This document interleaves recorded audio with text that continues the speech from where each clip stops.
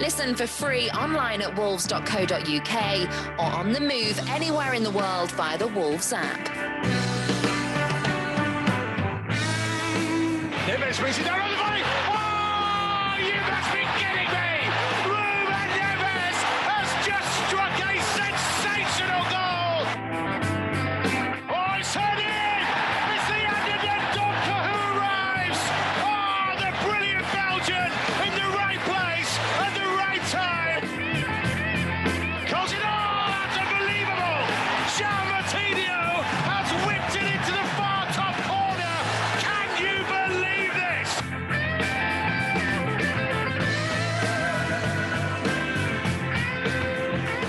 Derby Day in the Black Country. Perhaps no other fixture emboldens so much hope and fear at the same time. Joys and sorrows are always abounding.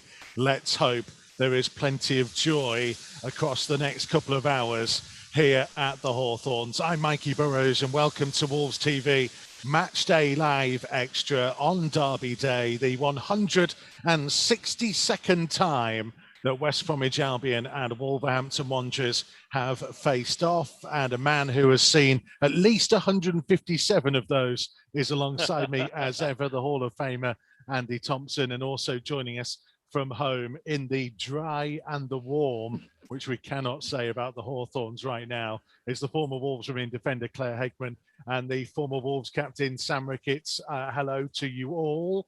We will get to how you are feeling and I imagine the nerves and the emotions that will be running through all of us in a little moment. But just before we get onto the team news as well, which is quite interesting, we have to say, a quick thought really on the reaction that will be needed, Tomo, because last weekend, I think everybody would agree, was not up to standard from what we expect from Wolverhampton Wanderers. And if ever there was a game that required a response, it is today. Yeah, of course. So, look, if you can't get up for a local derby game, you're never going to get up to play. You're never going to get those nerves what you should be having in these games. So, look, there was always massive games when we played, and so you look forward to them.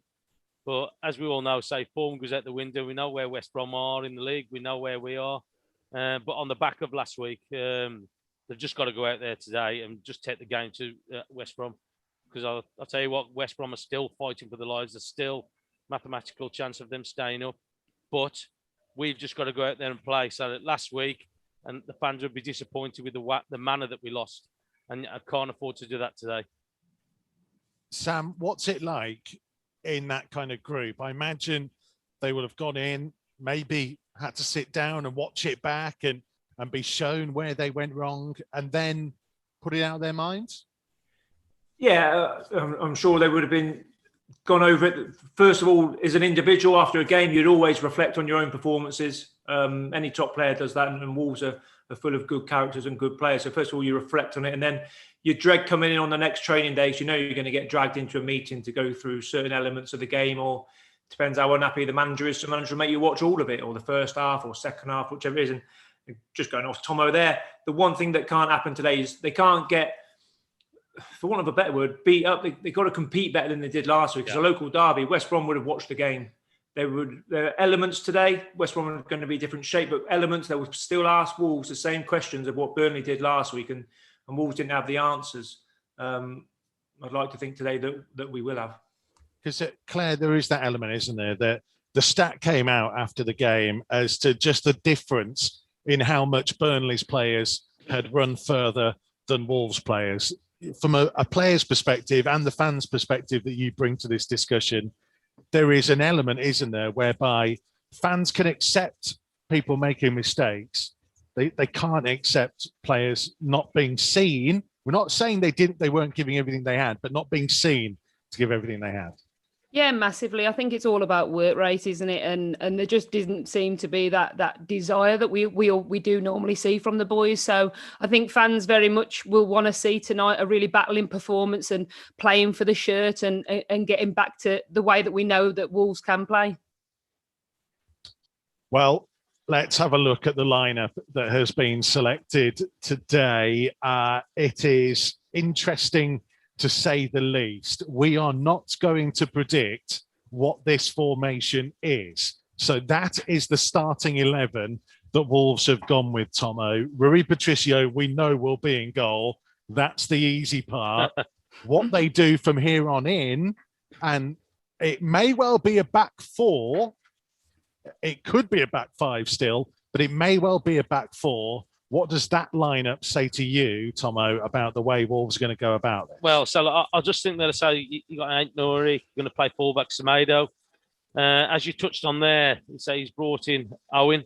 So you would think that maybe he might have a change in the formation, putting an extra man in midfield to make sure they don't get outnumbered. So like play with the four at the back with Connor Cody and Saiss maybe. So, but look, whatever they do, it doesn't matter what the formation is. They've got to go out there and make sure they make this a difficult game for West Brom. They'll be fired up for it.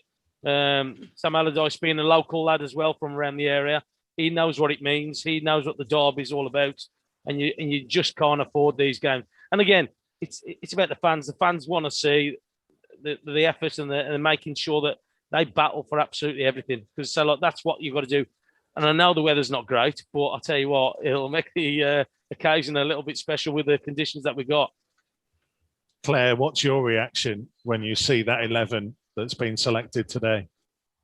Oh, well, it's nice to see a bit of youth in there, isn't it? Obviously, there's injury problems and that's how obviously there is changes. But Otasowie, I watched him for the under-23s at the start of the week at Kidderminster Harriers, and I thought he did a fantastic job really driving on, getting into that final third. He's really aggressive in his play, and that's kind of what we've been lacking, isn't it? A little bit of aggression in the final third. And Vitinha as well, we've been looking for him to get his chance, and this is the kind of game that he wants to stamp his authority on and say that I'm good enough to be here and I want to be part of it next season.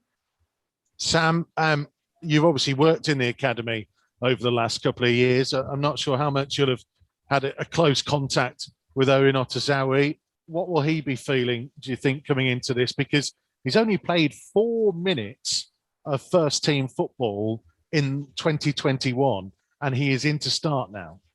It's a great opportunity for him, and he possibly backs up. I've got two points about this starting 11. One was there's more legs in it. Straight away, we said at half time last week, run. You've got to run round, and then obviously you just put up the stat then about how much Burnley outrun them really, 6 kilometres. Yeah, but we could see that with our eyes being players, but obviously get backed up with the actual stats.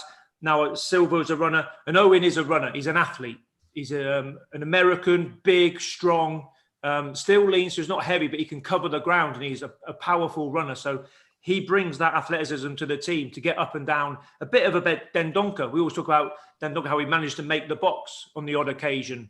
And Owen will be a bit similar to that. And also, I just wonder whether with this there, we're saying it's a back four, back three. Maybe. Nuno's never done it, but I just wonder whether it might be one where he'll flip during a game between one to another. It's unlike him. I just wondered, has he gone for a team which he can flip formation in if needed to? If it's not going as well as he wants early on in the game, he can change shape. Well, on that point, Sam, because the question, isn't it, is between Vitinha and Otasowie may end up doing quite similar roles. Neither of them is what you would necessarily describe as a natural wide player. They're both probably more attacking midfielders, number 10s, whatever you want to call it. So it gives them some flexibility. They could, if they wanted to, drop Ruben Neves to be a holding midfielder behind 2 of the 3, if you include Dendoncker in that as well. There are lots of options, and this is why we're not predicting completely what we think this is. I think it will be a back four from sources that we've been talking to, but it's so difficult to try and put your finger on it. And maybe that's part of the plan. I don't know, Sam, whether managers would do that, whether he would go, Big Sam probably thinks he knows what we're going to do. Let's see what he makes of the 11 we're putting out. It's a little bit of everything. We're a little bit hampered by injuries. We're a little bit, I'm assuming we're having a little look at Owen today. Owen Otasowie. Vitana's in. Are we sort of now seeing a little bit of Nuno saying, well, go on then, I'm going to try a few little things out here building into next season. Obviously, you've got to get the result, got to get the performance, and hopefully get the result today. But just see a few different things. And you can always go back to the back three if the back four doesn't work, because he just then Donker back into the back three, which he's done many times this year. I don't know, it'll be an interesting one to see, because I know Big Sam will be struggling now. Big Sam, we know how he'll set his team up and how he wants to play, but he won't quite understand at the minute what he's going to be coming up against. Well, Tomo, we think Albion are going to a back five, that they are changing their formation to probably match up what they thought Wolves were going to do. Yeah, so like he's probably thought that, because that's naturally what we usually do. So like that back five, and he's probably gone matching up against them. But look, it'd be interesting to see Sam's managed at the top level for a long time, and he's just going to have to see what we come out with, because we're still guessing. But he will change it, I'm sure, if it's not working for him as well. As we can, we've got, as you touched on there, we've got the players in there that we can mess around with the formation. We can change it to a back four. We can go back to a back three. We've got the players in there that we can do it with. And the thing is, though, if you're keeping the other manager guessing, that's what keeps them on the toes. And that's what we're going to do. But again, we've got to go out there and make sure, one, that we try and look after the ball a little bit better and try and get into that top third with a bit more quality. But the other one is you've got to make sure that what Burnley did last week is not outrun us at the time where they did a lot of miles last week, Burnley, against us.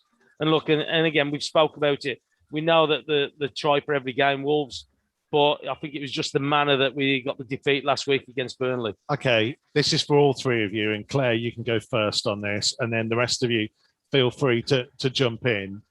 How much, if this is a gamble, how much of a gamble is this, given the opponents that we are up against? I understand the point about having a look at different players and stuff. How much of a gamble do we think this is? And do you think it's going to work, first and foremost, Claire?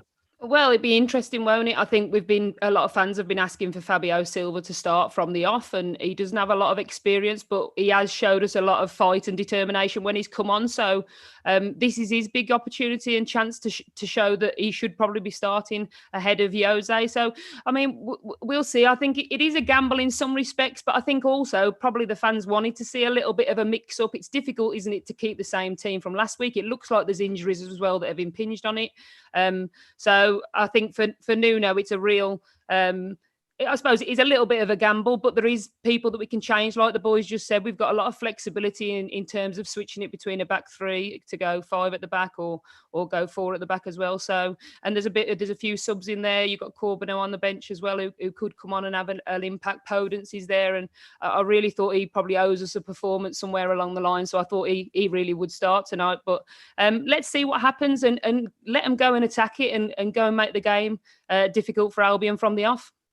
Because that with Fabio Silva as well, I think that we've definitely seen, as he goes along, as the season has gone along, definite improvement with him. So, look, I think that his quality's got better. He's starting to build up a little bit as well. I've noticed that a little bit. It looks like he's getting a little bit stronger. And look, it's not going to hurt anything, is it? He's going to give you that legs. He's going to chase because he's got something to prove. He wants to stay in the side for me. And he's got an opportunity to do it today. The other thing with Fabio is Fabio's here next year. William Jose likelihood isn't, unless you know anything that I don't. So you may as well go and give Fabio a run of games, like we spoke about many times. And say, go and have a run of games and see what you like leading into next season. The big call really is Morgan Gibbs-White. Owen playing in front instead of Morgan. If Owen Otasui is going to play high up the pitch instead of Morgan Gibbs-White, it's a real shock, I think, really, to Morgan and say, Morgan, you've got to do more if Owen's jumping in ahead of you in the starting lineup. Do you think that Patiño is going to be playing in that role where Morgan might play, though? So possibly, yeah. That's probably the only thing as well. It just depends on where you see Owen Otasui. Owen's a midfield player as far as I'm concerned, but it doesn't mean he can't go and do a job out wide or different areas of the pitch. But I just look at, we haven't got a lot of other options, really, from a starting lineup. With experience, William Jose, well, Silva's in for him, and it would probably be Morgan Gibbs-White is probably the only one who would be a little bit pushing to get in the starting line 11. I agree with Claire's point on Podence, Owen in a performance. I think he's probably just had too many bad ones for Nuno to trust in today's game. It's going to be absolutely fascinating. It is Owen Otasui's first, it's only his second start. He's only played 4 minutes of first-team football in 2021. He's only played 71 minutes of football when you include the under-23s in 2021 as well. So, I mean, if you can flip that the other way and say at least he's fresh and he's available to get back in there. Patiño first start since Southampton in the FA Cup, his first Premier League start since Brighton in January, and Fabio Silva's first start since Southampton in the FA Cup, and his first Premier League start since, rather ominously, the reverse fixture against West Brom back in January. Only scored 1 goal since that game as well. But if he scores today, he will become an absolute hero.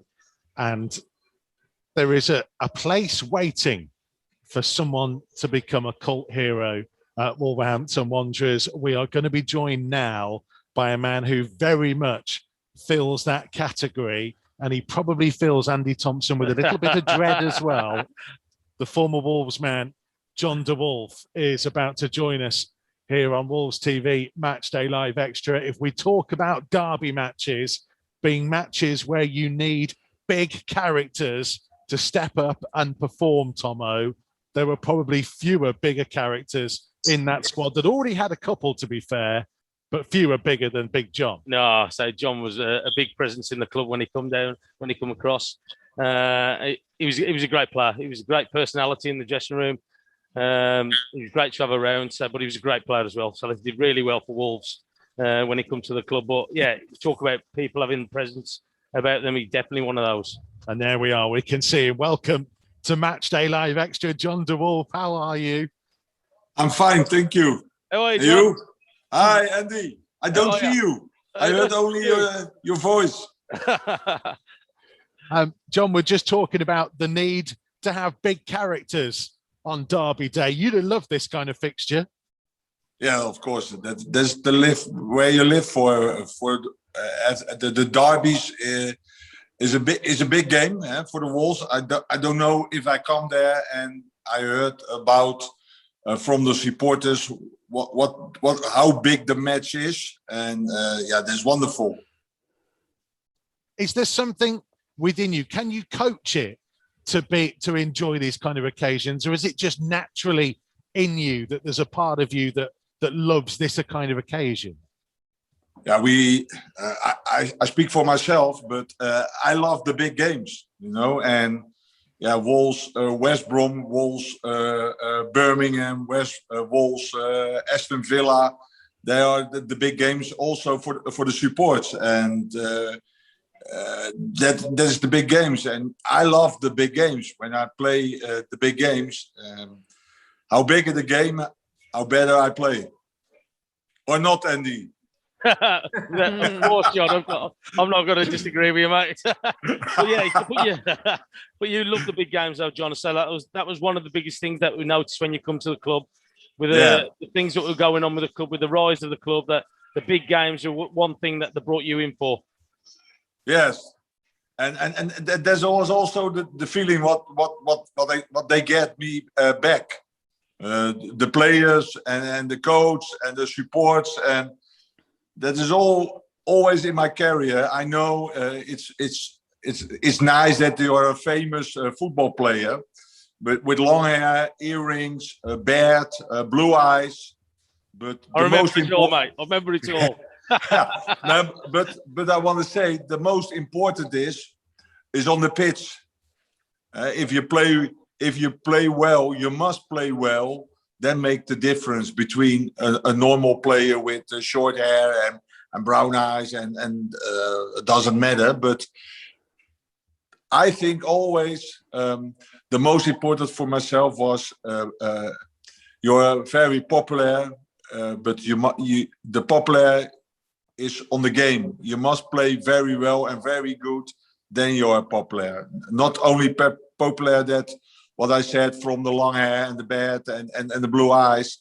But if you don't play 4 or 5 games very bad, then it is over with your popular. From a fan's perspective, John, you were an absolute. Oh, hello. Hi. Hello. Okay. Hi. Yeah, I'm okay. Yeah, you were an absolute cult hero. I was there the day you scored a hat trick at Vale Park from centre half, which was unbelievable. Yeah, that penalty to get the third, though, John. Well, I was just going to ask Tomo whether you gave him the penalty for that day. I was going to say he had the opportunity. We scored in the 2 goals, and he fancied doing the penalty. So, like I said, yeah, you can step up and have it. So there you go. But I had one more, John. in my career with penalties. If I'd had that one up here. Yeah, that was also into the group. I come in December, and I coming, and the next day, Graham Taylor said to the group, "Okay, here's the new captain." And it was for me a little bit difficult for normally in Holland when comes a new player. Yeah, it's not real that you're the next day the captain of the team.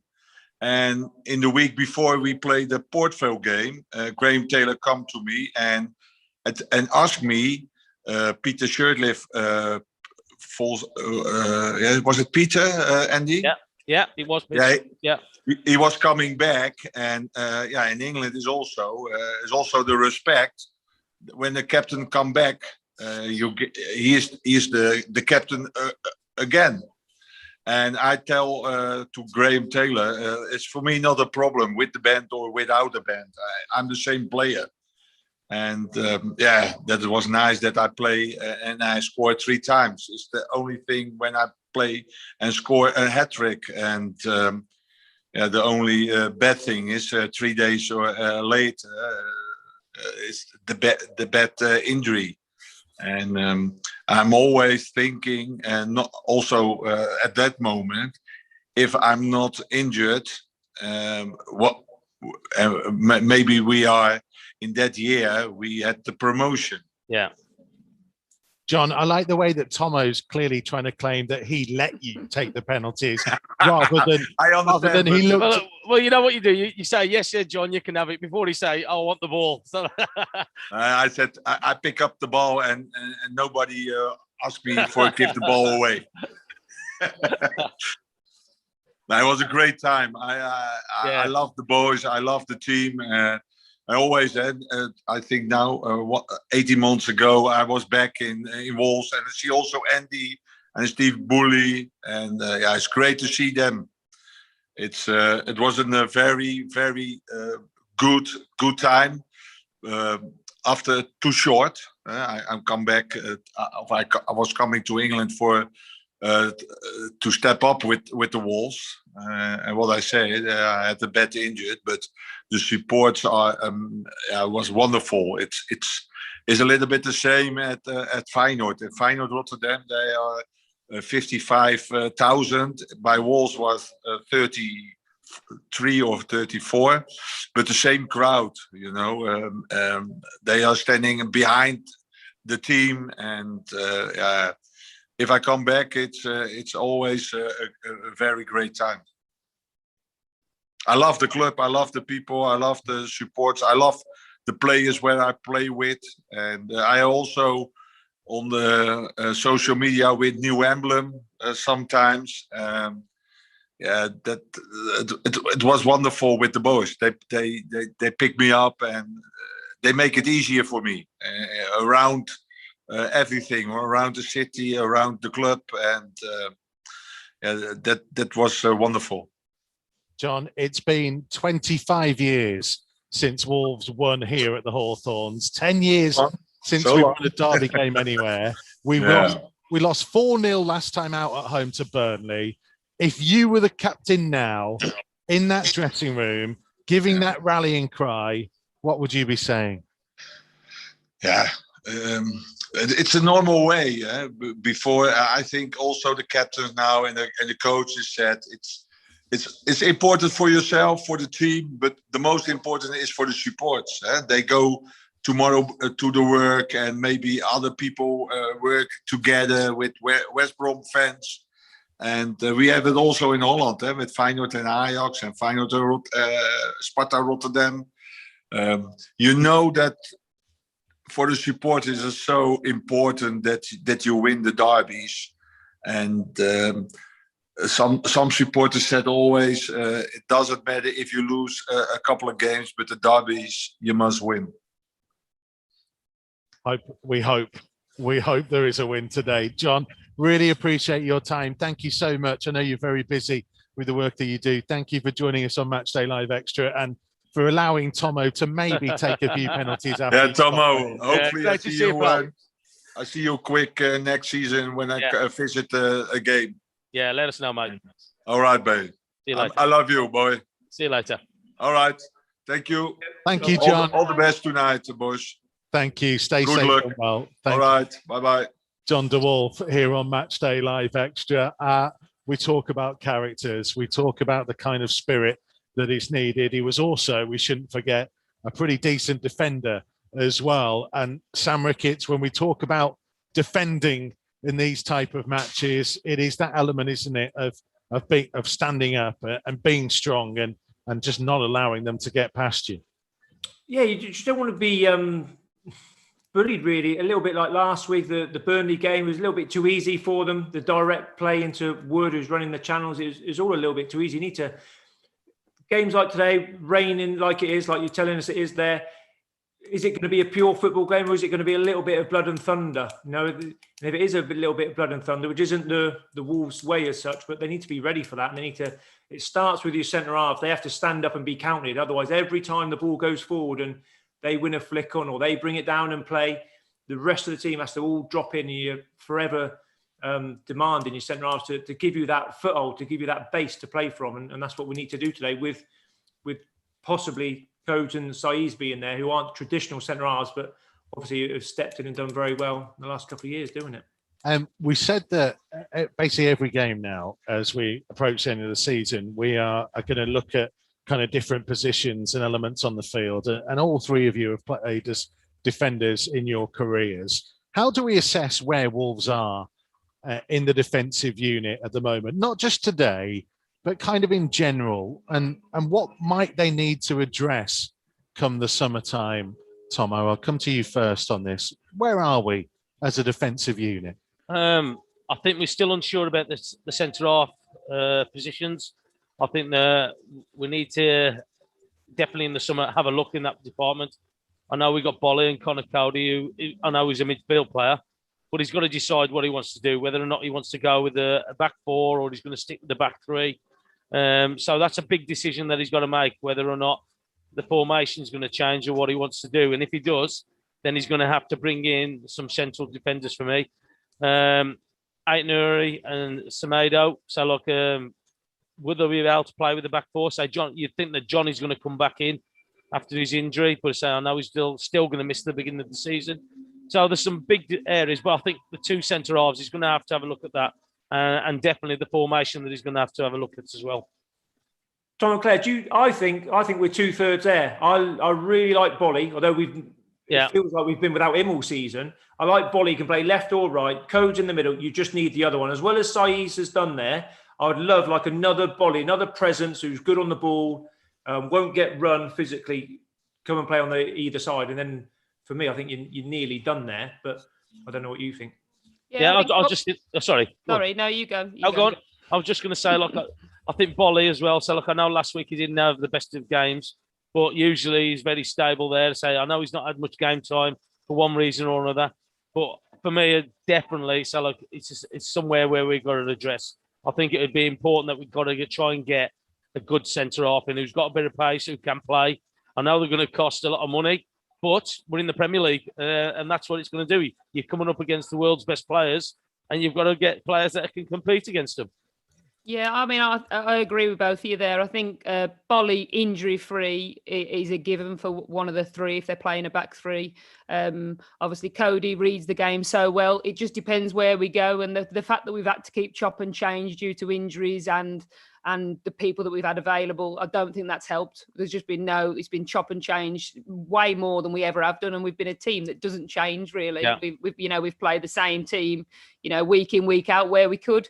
I think you've got to take positives though as well. Like Semedo, I think's come on so much since the start of the season. He had a bit of a wobble when he came. We weren't sure he was going to settle, but he's come on leaps and bounds in the last few weeks. But it's integral for them as well, because for him, he needs to know if he's playing right wing back or if he's playing right of a back four. It's a completely different way of playing full back. So I think securing where we're going to go, and if we do go and buy a centre half, how they fit into the system and which system is going to work best for the players that we have.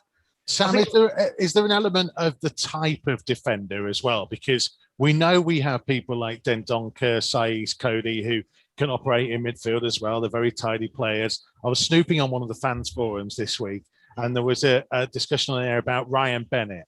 and whether Wolves miss that kind of old school, no nonsense, just that as an option for certain games to have that kind of player in there. You could do with like a clone, really, of Willy Bolly. I think something similar to that. He's big. He's a presence, both attacking and defending. Good on the ball, but then is big. He's not as silky as Codes, as Saiss, when they play back in there. But similar to that, if you're going to go back three, and what Claire was saying there, and like you look at Semedo and Out North, they suit a wing back role more than a fullback. Yeah. I wouldn't trust them both as fullbacks. As wing backs, you've got that little bit more protection behind you. So I do see that definitely, and then that obviously reverts us back to the back three. And interestingly, I know we're just talking about that, but looking about potential signs for next year, Maitland-Niles plays today, and obviously heavily linked with Wolves in previous windows, and obviously he's not going to be staying at West Brom, so be interesting to see how he does today, because that is one which I think would he have got brought in to play one of the wing back positions possibly when they were. Well, I mean, he's playing midfield for West Brom, and we know, I guess, part of the reason he wanted to leave Arsenal was he wanted to play in midfield.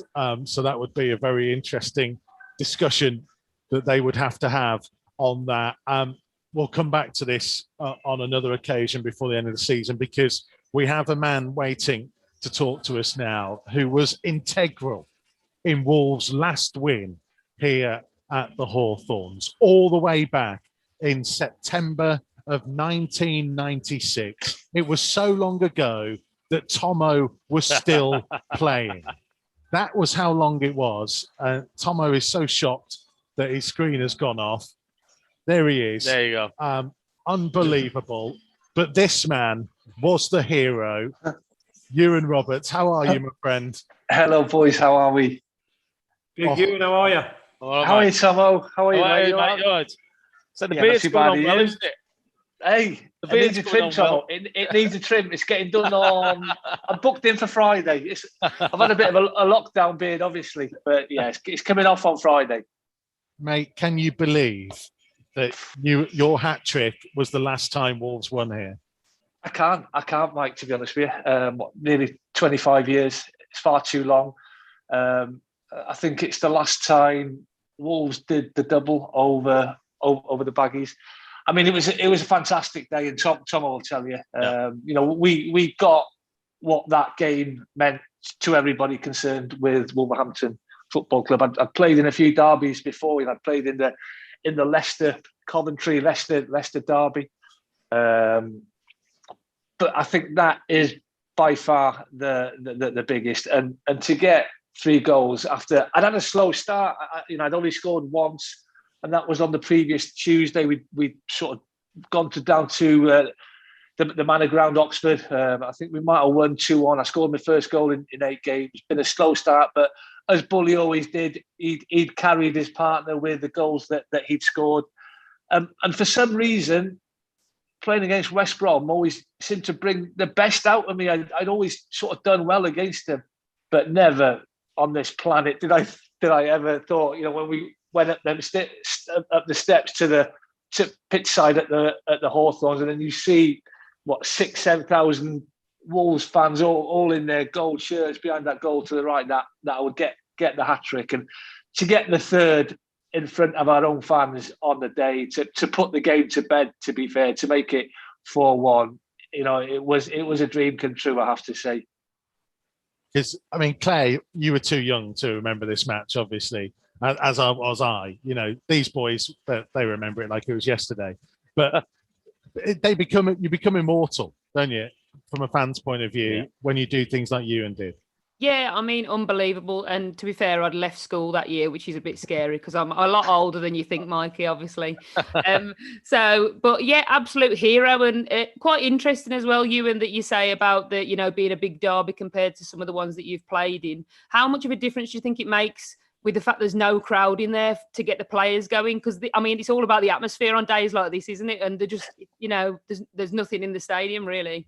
No, it is a hard one. I don't think there was a spare seat in at the Hawthorns on that sunny September day, and it does make a world of difference. I think, especially when you're playing at home, because I think when you're playing at home in a derby, I think the pressure is on you because you've got 3/4 of the stadium.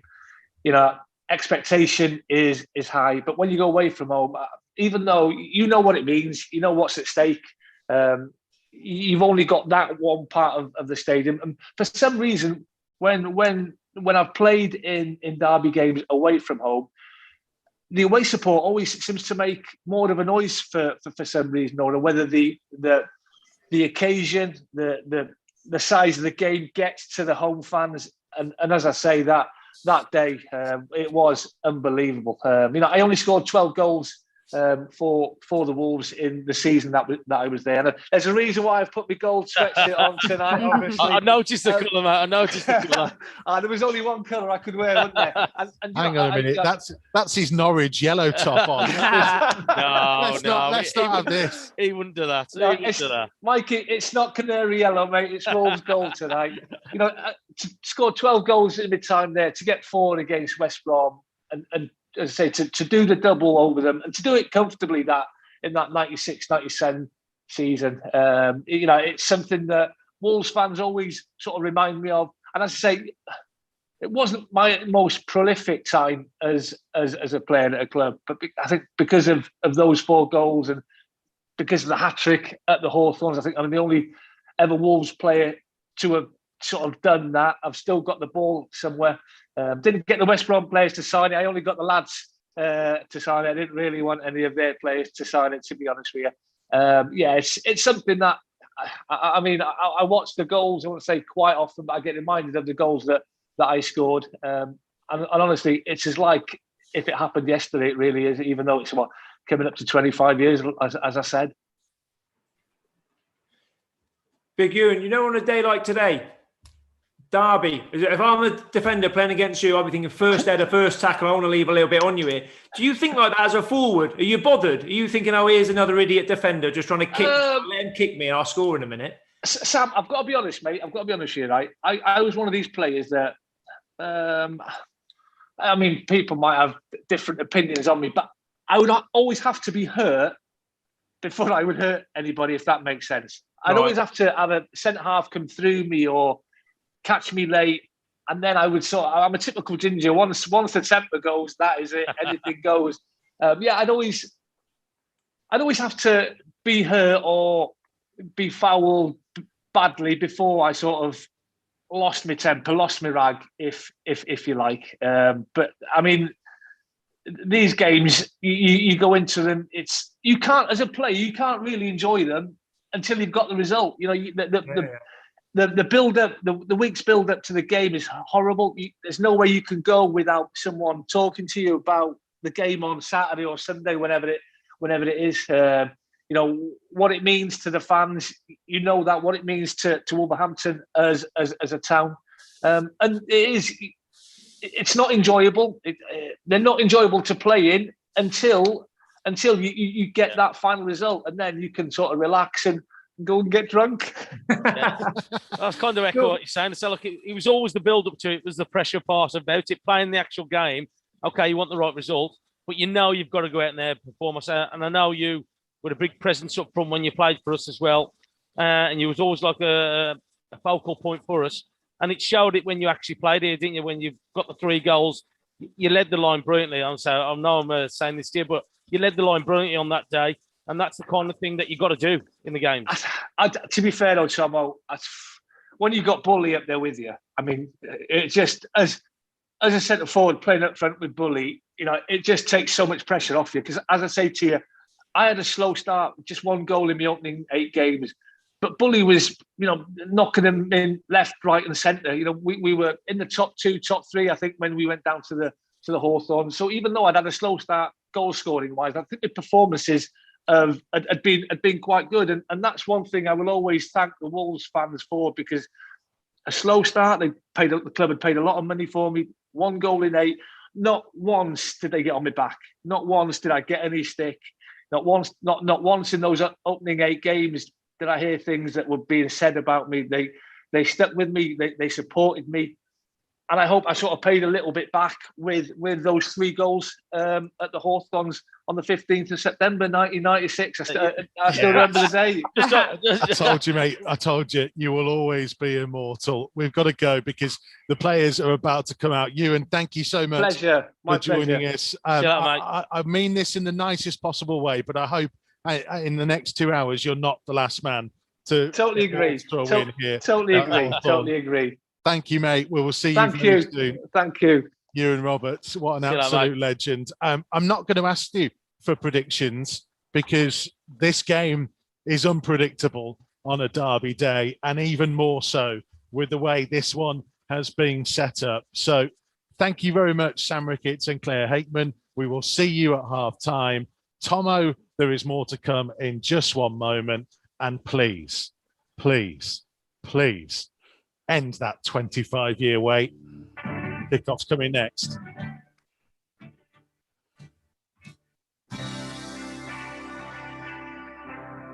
Matchday Live on Wolves TV. Listen for free online at wolves.co.uk or on the move anywhere in the world via the Wolves app.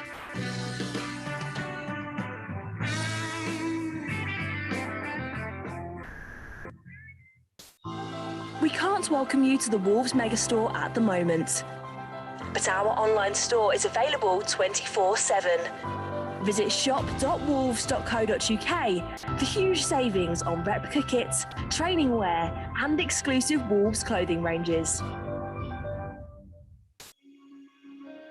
The Old Gold Club has a new series, My Golden Game. Speaking to former and current players, coaches, managers and fans of the matches that meant the most to them.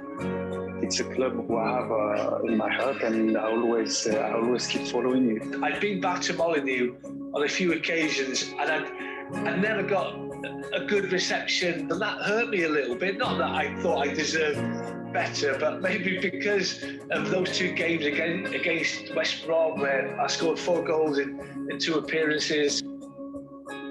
Check out the series so far, featuring the likes of Jodian Lescott, Kevin Doyle, Neil Emblem and Dennis Irwin. I was absolutely delighted when they came in for me, and even more so when after having a tough first 4 or 5 months that we were on a bit of a roll and ended up playing in this fantastic game. Old Gold Club, My Golden Game, available now.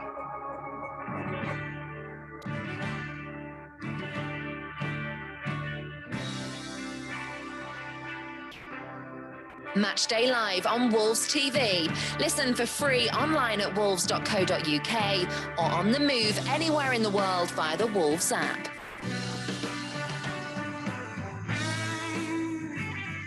The 162nd Black Country Derby. Wolves haven't won at the Hawthorns in the last 10 visits, going back to 1996. January's 3-2 reversal at Molineux extended the wait for a win over the nearest rivals to a full decade. Nuno's side come into this as the second lowest scorers away from home and looking for a response after the 4-0 defeat to Burnley last time out. Albion realistically have to win to keep alive their slim hopes of survival. The Baggies have only lost 1 of the last 6 at home, and Sam Allardyce, the boyhood Wolves fan, has never lost as a manager to the Old Gold. But there is a first time for everything. Wolves going into their pre-match huddle. It is a very different Wolves lineup today. We anticipate Rui Patricio in goal, Nelson Semedo, Connor Cody, Romain Saiz and Ryan Aït-Nouri as a back 4, Leander Dendoncker and Ruben Neves in midfield, Owen Otazawi, Patiño and Adama Traore, the main support to Fabio Silva, who is back into the starting lineup. Albion with Sam Johnston in goal, Darnell Furlong, then Semi Ajayi, Kyle Bartley, Darragh O'Shea and Connor Townsend, Conor Gallagher, OK Yokoslu, Ainsley Maitland-Niles in midfield, Mateus Pereira, whose 2 penalties helped the Baggies to that win at Molineux in January, plays behind and by Diania. Up top, Andy Thompson alongside me, a man who people may forget, and I know he likes to, played for both of these clubs, knows all about what this game means. We're underway on Derby Day, and there may not be any supporters inside this stadium, but rest assured, those who are out on the field will know exactly what it means to all those who are watching wherever they are nearby. Yeah, exactly. And I'm sure that Conor Cody has echoed that out to all the players. But again, the Texans, they're going to bombard us. They're going to start off with I think it's Furlong there with a long throw from this right-hand side. That's what they're going to do, especially with the conditions. Well, Furlong has played it short to Gallagher, who turns and crosses left-footed, and it was headed away by Cody and Vitinha, trying to get to the loose ball as Wolves play from right to left as we look at it first half, which means they are defending the end where Wolves supporters would normally be, the Smethwick end away to our right-hand side. As the rain and wind, you can hear absolutely battering in. It is horrendous conditions for the Maybank holiday, especially. More like a full-on December. It is. It's cold as well, though, isn't it? So I'd say just the rain and the wind coming. It's pretty cold as well. But yeah, look, with the conditions, what we've got out here, they say it's going to be difficult. Otasowie making a bursting run forwards. Fabio Silva tried to take it on. Otasowie getting there ahead of Bartley and trying to find some space. Did well there. Otasowie. So like a ball just down the middle. And he's able to get onto the end of it. Showing his strength there is what it earned Wolves a free kick. Wolves will look to whip this in. I think it's Vitinha who is going across to take.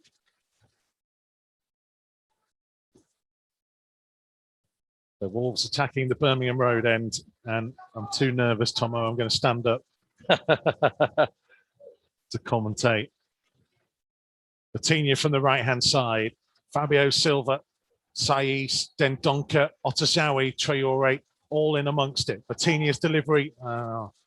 He was trying to swing it back in, and it went over to the roof of the Sam Johnston goal and behind for a goal kick. Yeah, that's where we've got to be better as well. He got an opportunity to put it into a good area. You could see what he was trying to do.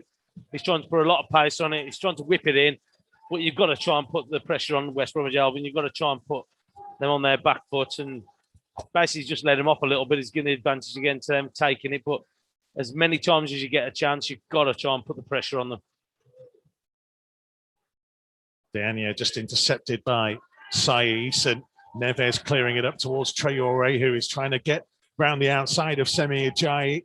Traore down the left here for Wolves. Fabio Silva calling for in the penalty area. Traore with the outside of his right boot, scooping it all the way through the penalty area and out of play for a baggish throw on the far side. That's good play from him, though. So, look, good tackle in the midfield area by Neves, just getting the ball to him. But that's what we want to see from him. So, look, it's nice to see it early doors when he's running at their defence.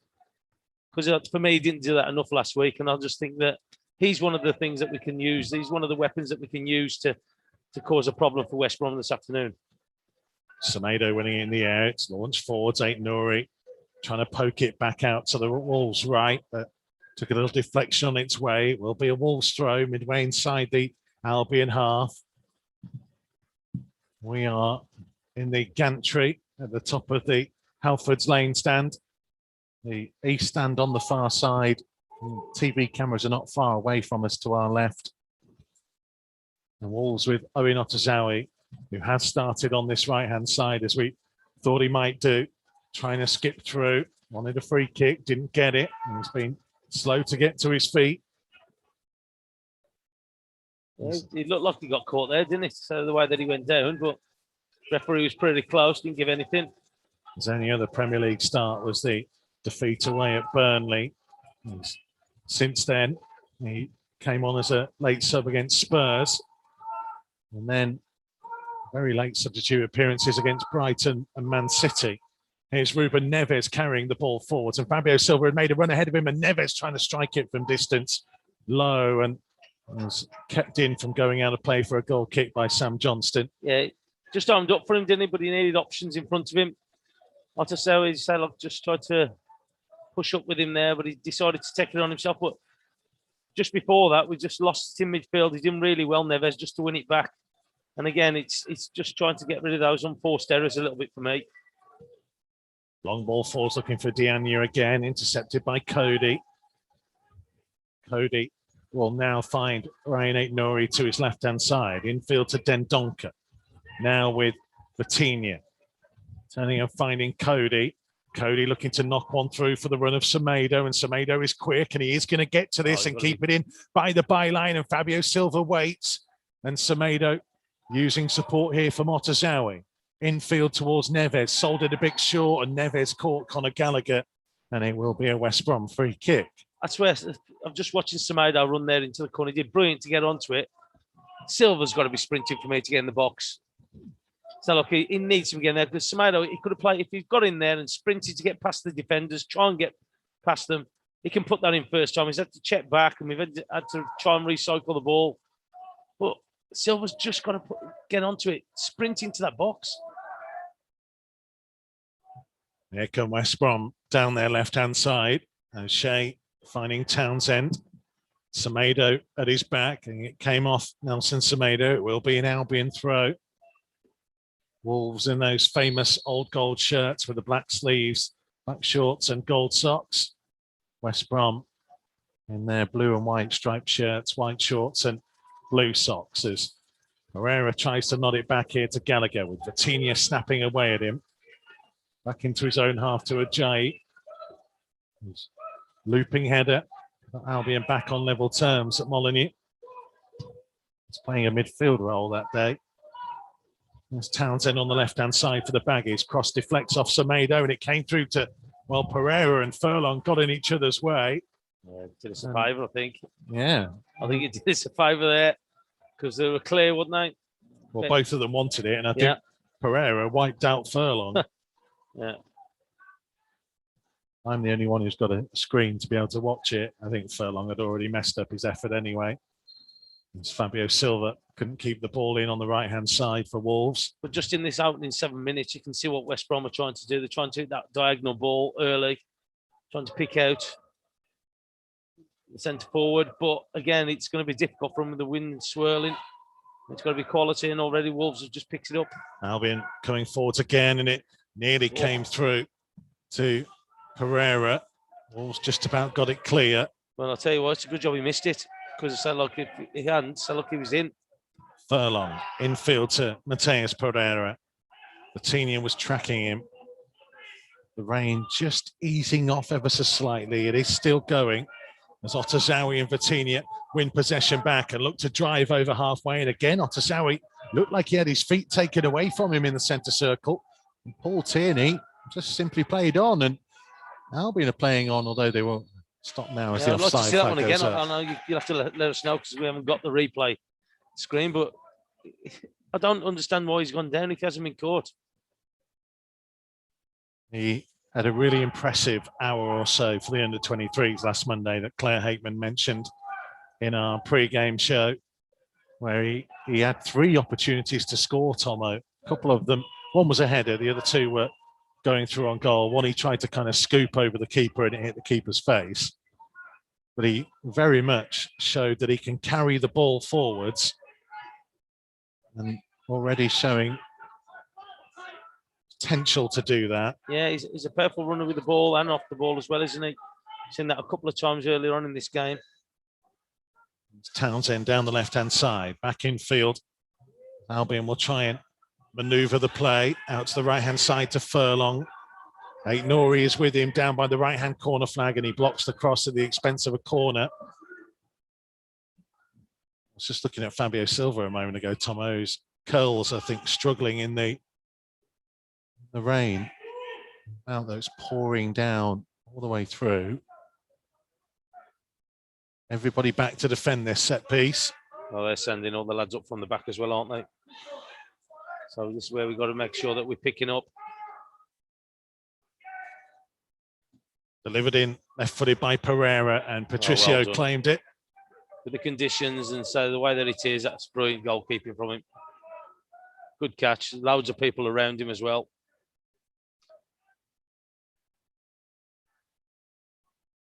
This is Semedo back in field to Conor Cody, to Saiz. Neves has dropped to his left-hand side. Saiz will carry it up towards the halfway line. Now finds Aitnuri. Back to Dendoncker, left-hand side of the centre circle. Finds Cody. Back in field to Leander Dendoncker. Now Vitinha dropping short. Dendoncker again. Vitinha to evade Mateus Pereira and find Saiz. Now Neves taking over to the left-hand side to Aït-Nouri, and a bit of space for Aït-Nouri. Closed off now by Gallagher, but he's got Traore wide, and this is Adama Traore. And Traore looking to go on the outside again, and a sliding challenge came in from Furlong. And Traore still has it. Now trying to go on the outside, and Furlong with the tackle, and Wolves win their first corner of the game. Yeah, good play from him. Sellock again, Sellock, even though Furlong just got the tackle into him, he's willing to go at him again, and that's what got us the corner. But I think he's going to be important to us today. So I think that he's going to have to do that a lot throughout the game. I think he's going to have to be one of the driving forces to get him high up the pitch. It's Vitinha who has the responsibility to whip it in, right-footed from the left-hand side. Plenty of bodies inside that penalty area, plenty in and around the 6-yard box. Dendoncker the furthest beyond the far post, and he's only narrowly beyond it as it's whipped in by Vitinha, headed down by Saiz, but a comfortable save from Sam Johnston in the end. Yeah, so it's a good leap from him, good clean header. Just couldn't get the power and the direction right on it. Straight at Johnson, wasn't it? Unfortunately. So it's, but again, quality in from Vitinha from this left-hand side. Townsend in field. Maitland-Niles finding Ajayi. That's a Furlong just over the halfway line. Back in field to Pereira. Now Yokoslu. Switched out to Townsend. Matthias Pereira forwards. Gallagher trying to run in the gap between Semedo and Cody played the ball off Gallagher and behind for a goal kick. Yeah, he's lucky that he just had enough on it to go out of play, didn't it?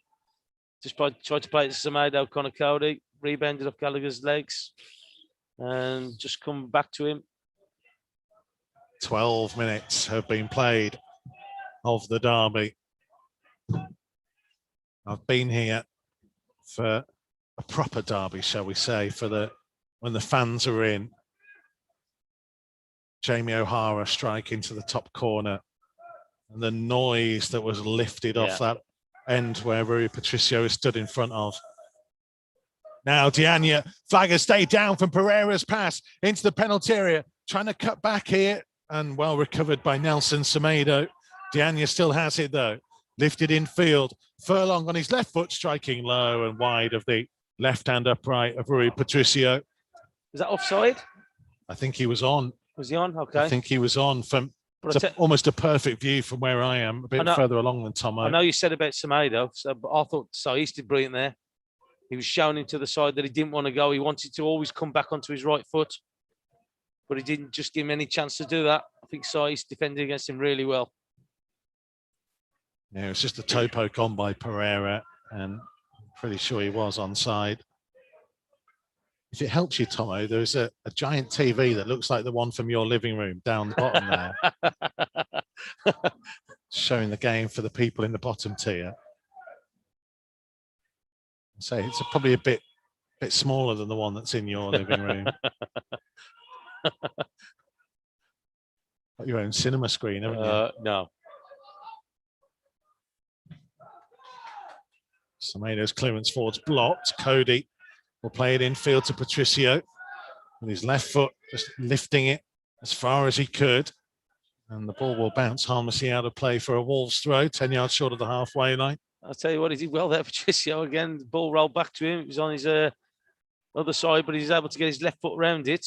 The connection was really good. But again, I don't think he'll be wanting too many of those with players coming down at him. So nearly quarter of an hour gone. What have you made of the shape and how Wolves have gone about it so far? They've done all right so far. So they've had a couple of opportunities. So look, Vitinha's hitting a couple of decent balls, but so they've just got to be careful. They don't allow West Brom any space and time in the box, but they've done okay with the ball. So Vitinha's look sharp. So Traore looks like he's up for the game as well, so which is always good. This is Neves trying to switch the play to the right-hand side, finds Semedo midway inside the Albion half. About 10 in from the right-hand touchline. 1-2 with Vitinha, and then back to Dendoncker. into his own half to Cody. Now Saiz, opportunity to find Aït-Nouri, who's got a lot of space in front of him as Gallagher comes across. And Aït-Nouri looking to dribble past him and continue on here up towards the edge of the box. And still Aït-Nouri going, and still a wonderful run. And the strike was blocked by Ajayi in the end. It was absolutely sensational from Aït-Nouri as Pereira found Saiz on the halfway line. Yeah, and I was just about to say that we need him, well, both fullbacks to drive on and give us that little bit more width down there. And he did absolutely brilliant in there. So driving on a little dip of the shoulder, went past Gallagher. That's what he's got to do. I think that the fullbacks are going to be important in today's game. It was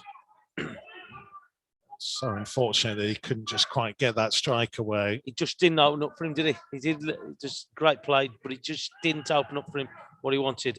Neves to Semedo over the halfway line, trying to feed it in behind for the run of Fabio Silva.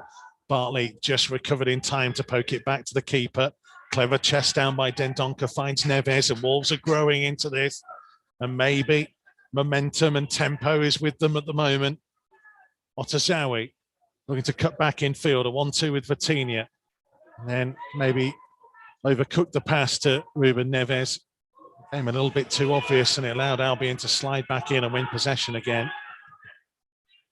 Furlong's clearance, flick on by Pereira. It'll be kept in by Saiz. Yeah, that's the one ball that they've got to be careful of, that little square ball in midfield, because it can take a lot of players out of the game if it gets intercepted. Just got away with it, but they work really hard. They're looking sharp, to be fair. Some of the passing's been good. Well, I was going to say to you, one of the things that I quite like at the moment that feels different to last week is just how much players are keen to get a touch on the ball and fizz passes into each other a little bit more. Yeah. They just look a little bit more alert, don't they? Well, they definitely do. So look, they look like they want the ball. They look that they want to push forward, and that's the important part. So look, trying to attack the game to West Brom, and they're definitely doing that so far. Traore just dispossessed by Gallagher. And then fell to the floor. Referee waves away his protest as Aït-Nouri got it. And Neves trying to play an early one up towards Fabio Silva, who controls on the chest on the edge of the penalty area, and then rather turned into the sizable frame of Semi Ajayi. Johnston's clearance finds Pereira. Now support coming from Townsend on the left. Infield to Pereira. 10 yards, slightly less inside the Wolves' half, and goes back into his own half. O'Shea trying to carry it forward. Semedo's challenge, that'll be an Albion throw. Yeah, so look, I know they're trying to play a high line Wolves, but I just think you've got to be so careful just trying to play offside. I know it's marshalled by Connor Cody, who talks to the back four. Well, talks to the other back three, I should say, but they just need to be so careful. They got caught once, which they were fortunate to get away with. Saiz, I think, doing really well. Cosley switching the play for Furlong. Just isolated with Aït-Nouri, but his pass was behind Gallagher, and Neves now trying to set Wolves off at speed, and he knows if he puts it into a certain area, Traore can get there, though. Across came Bartley at speed, and Traore, I think, knew he wouldn't quite reach it, so didn't quite get to the full extent of what his speed is capable of being. Well, I think Bartley had about 10 yards head start, though, didn't he? And I think he was kind of getting blocked off as well a little bit. Ajayi sort of just blocking him off a little bit. Didn't quite have the afterburners on that time. Traore. No, I think that they did just get across him to stop that, for stopping that run. But again, it's definitely a ball that we should be playing. So it's over the top and just for his pace. Remember the Europa League quarter-final? There was a foreign commentator when Traore makes that run early in the game. We just did car noises for Traore sprinting forwards. I can imagine what it is. I showed it to him in the airport on the way home. He was a bit perplexed as to what exactly I was showing him. Yeah. Well, yeah. I suppose when you said to him, I've got a video to show you on my phone, I was a bit worried. But yeah. I don't know what you're saying about me there, Tom. No. Honestly.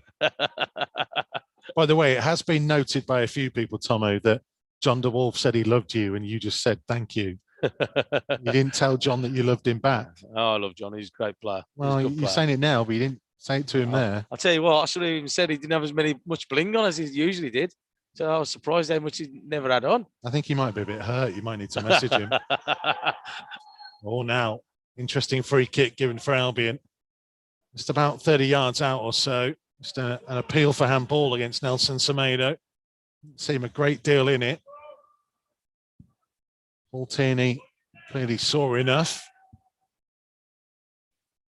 And Albion with an opportunity to swing one into the penalty area with 20 minutes played at the Hawthorns.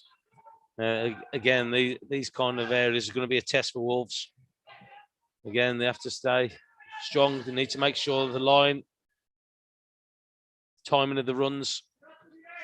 This will be something that West Brom have worked on all week. Pereira and Gallagher have stood over it.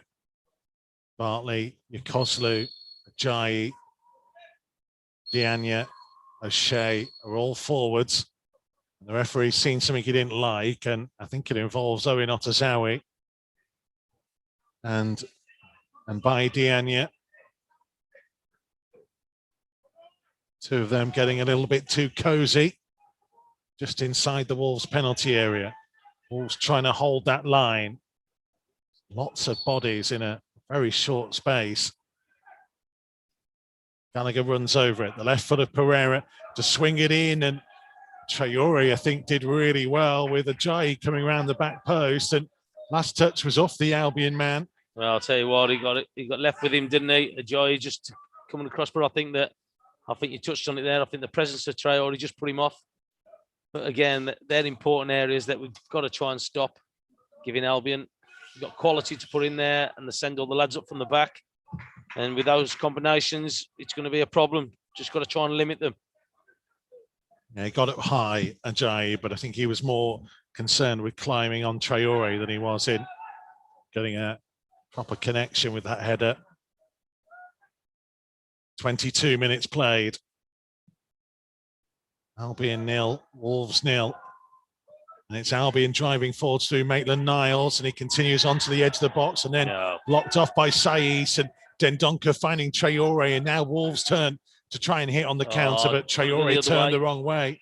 He's got to go the other way. He's just opened up onto his right side. He tried to come back onto his left and just run into an Albion player. I thought that he could have just gone across him with his right foot. There was space and an opportunity there.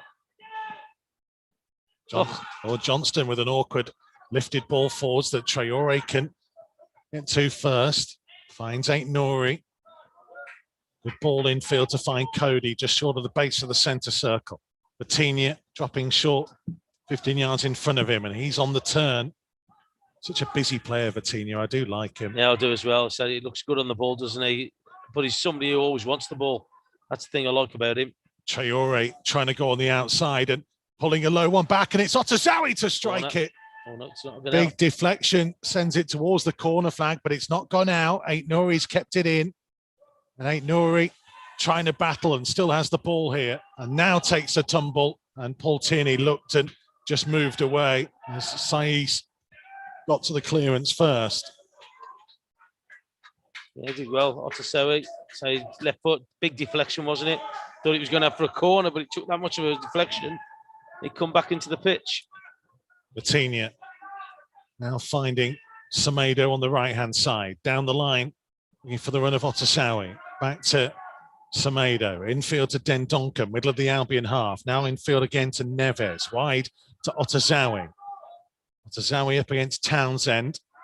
It's been shown back infield. Dendoncker's close by. Goes to Semedo wide. Now Otazawi once more for Vitinha. Dendoncker taking over. Semedo's the wide option. Finds Vitinha instead. Vitinha now to Otazawi. And Otazawi turning and looking ahead of himself, and not a lot on. So he goes to Neves, who switches it to Traore. Back infield to Ruben Neves. It's all a little bit too compacted at the moment. Oh, you can see West Brom is just getting into that shape, making it difficult to get down through the central areas of the pitch. If they're doing that, Wolves need to just have a look, getting down to those wide areas. Now then, Aït-Nouri releasing Traore. Traore, left-hand side of the penalty area, trying to cut back onto his right foot. Still running across the edge of the box here, Traore. Neves was thinking about taking it off his toes to strike it. It comes to Vitinha, who whips across in. O'Shea's header away. Semedo battling to get to the loose ball on the right-hand side. Vitinha again. Now Semedo. He's got Otazawi making a run. It comes back to Neves, and Neves fancies another dig. And this one is high, wide, and behind for a goal kick. Yeah, but it's good patient play from them. So to be fair, West Brom was staying strong. They was defending well. But to be fair to Wolves, they were just trying to create that opportunity, that opening. He just wouldn't open up for them. But it's good to see them being patient and just keeping possession of the ball. Rocking Chair Dave says these are the changes most of us have asked for. They're all capable internationals. He says, when we score, you'll hear my scream from South Wales. Come on, you Wolves. At Mikey Burrows, if you want to get in touch. We are seeing social media, so you can use the hashtag Wolves Live, but of course, the football club not posting. Neves' ball was a little bit wayward. That's how we challenge. It'll be an Albion throw.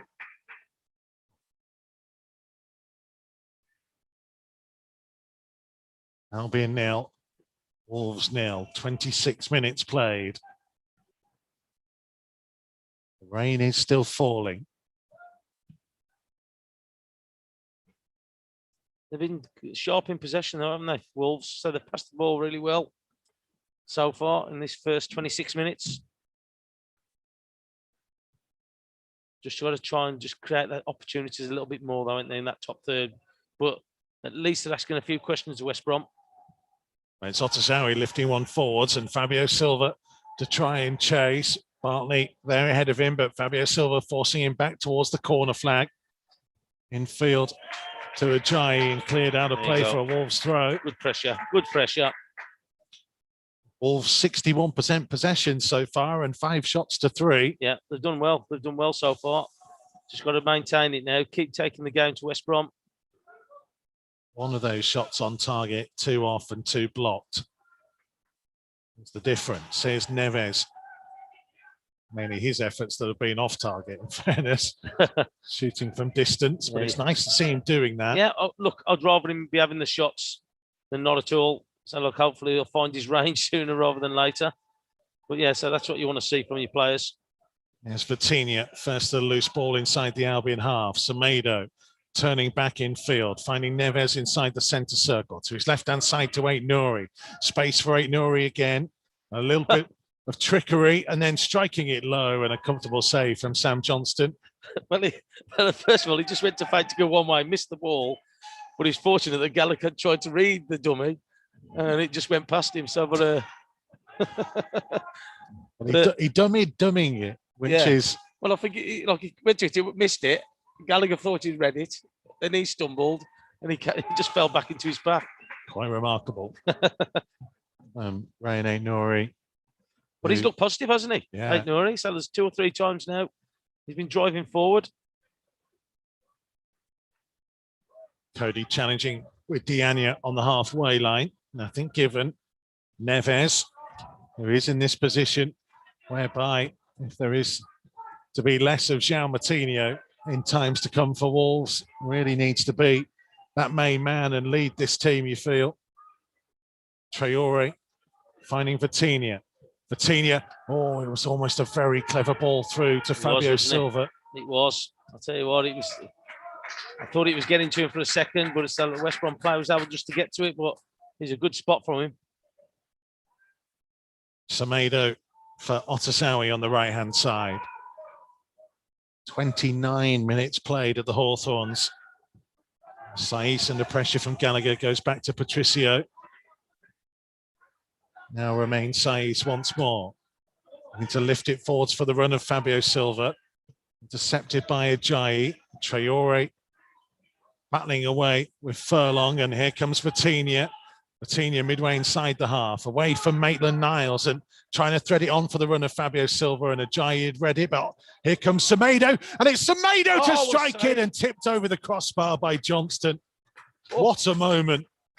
Nelson Semedo, still waiting for his first Wolves goal, came so close to getting it there, capitalising on a little bit of indecision in the Albion defence. Either side of Sam Johnston and Wolves would surely be ahead. Oh, I just think that, yeah, I'm just watching the replay. If he just gets it anywhere to the left or the right of him, it's a goal because he's that close, but it's straight at Johnson, who says good save, to be fair. But great opportunity. Coutinho with the resulting corner, right-footed from the right-hand side. 3 make it, waiting to make a run from around the penalty spot. Coutinho's delivery in towards the near post, headed away. And Wolves will have to settle for a throw closer back to the halfway line. Yeah, he's just got to miss that first man, hasn't he? Just got to miss that first man. It's a shame with Semedo there. I just think that anywhere else, say scoring. But say they're still asking the questions of West Brom. Still playing well. They're just getting onto it. Just got to try and take the chances. You can't keep going through games and not take your opportunities. Neves for Aït-Nouri on the left-hand side, midway inside the Albion half. Coutinho might open out to strike it from distance, and Johnston just parried it away and behind for yet another corner. And we know Coutinho can strike them similar kind of distance from where he scored at Chorley. Yeah. And just like the one at Chorley, that moved all over the place. Again, it's like it's anywhere else he's scoring, isn't he? It's Johnson again, but great strike from him. It's a good hit. Yeah, and he didn't want to deal with it, did he? Johnson, he didn't want to try and hold on to it. He must have been moving in the air a bit.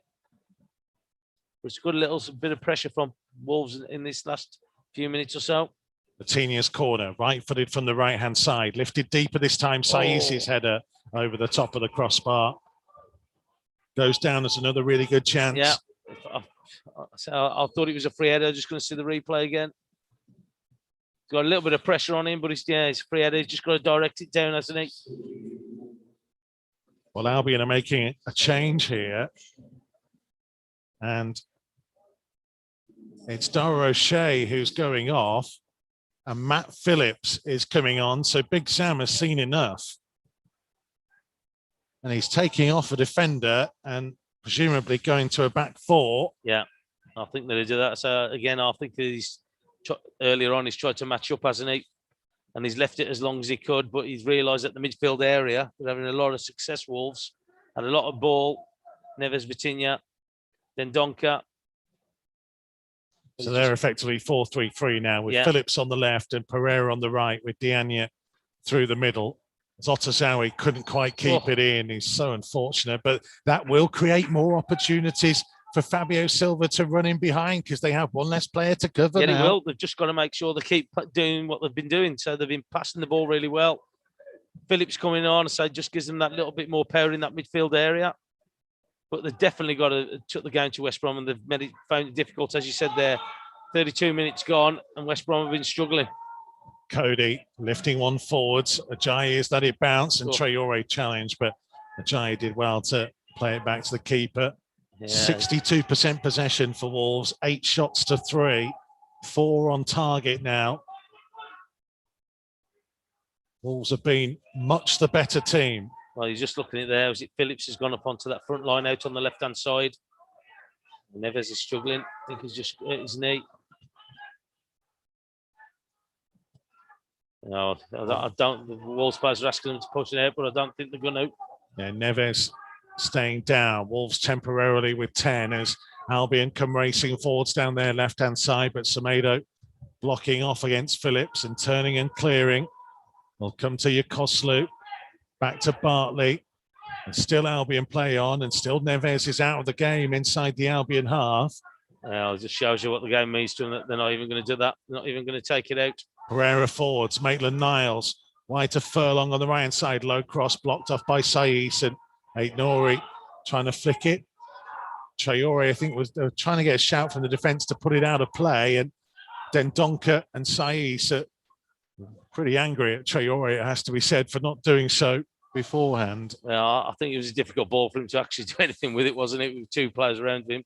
I'll tell you what, it'd be interesting whether or not Albion giving them the ball back, though. Because they were adamant they weren't going to kick it out for Neves' injury. Pereira just clattered into Neves as the challenge was made. I don't think there's anything more to it. It was just an unfortunate coming together. I think knee on knee pretty much. And Neves looks in an awful lot of pain. Wolves do not need another injury.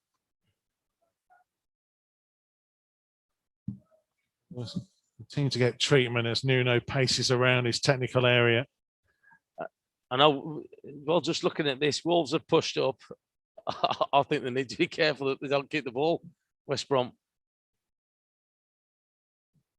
Well, I mean, if there were fans in here, then the noise would very much tell them. I don't think even Albion could get away with not giving Wolves possession back here. Well, you'd hope they would, wouldn't you? You'd hope they would give the ball back. But again, they were reluctant to kick it out for when he was down, wasn't he?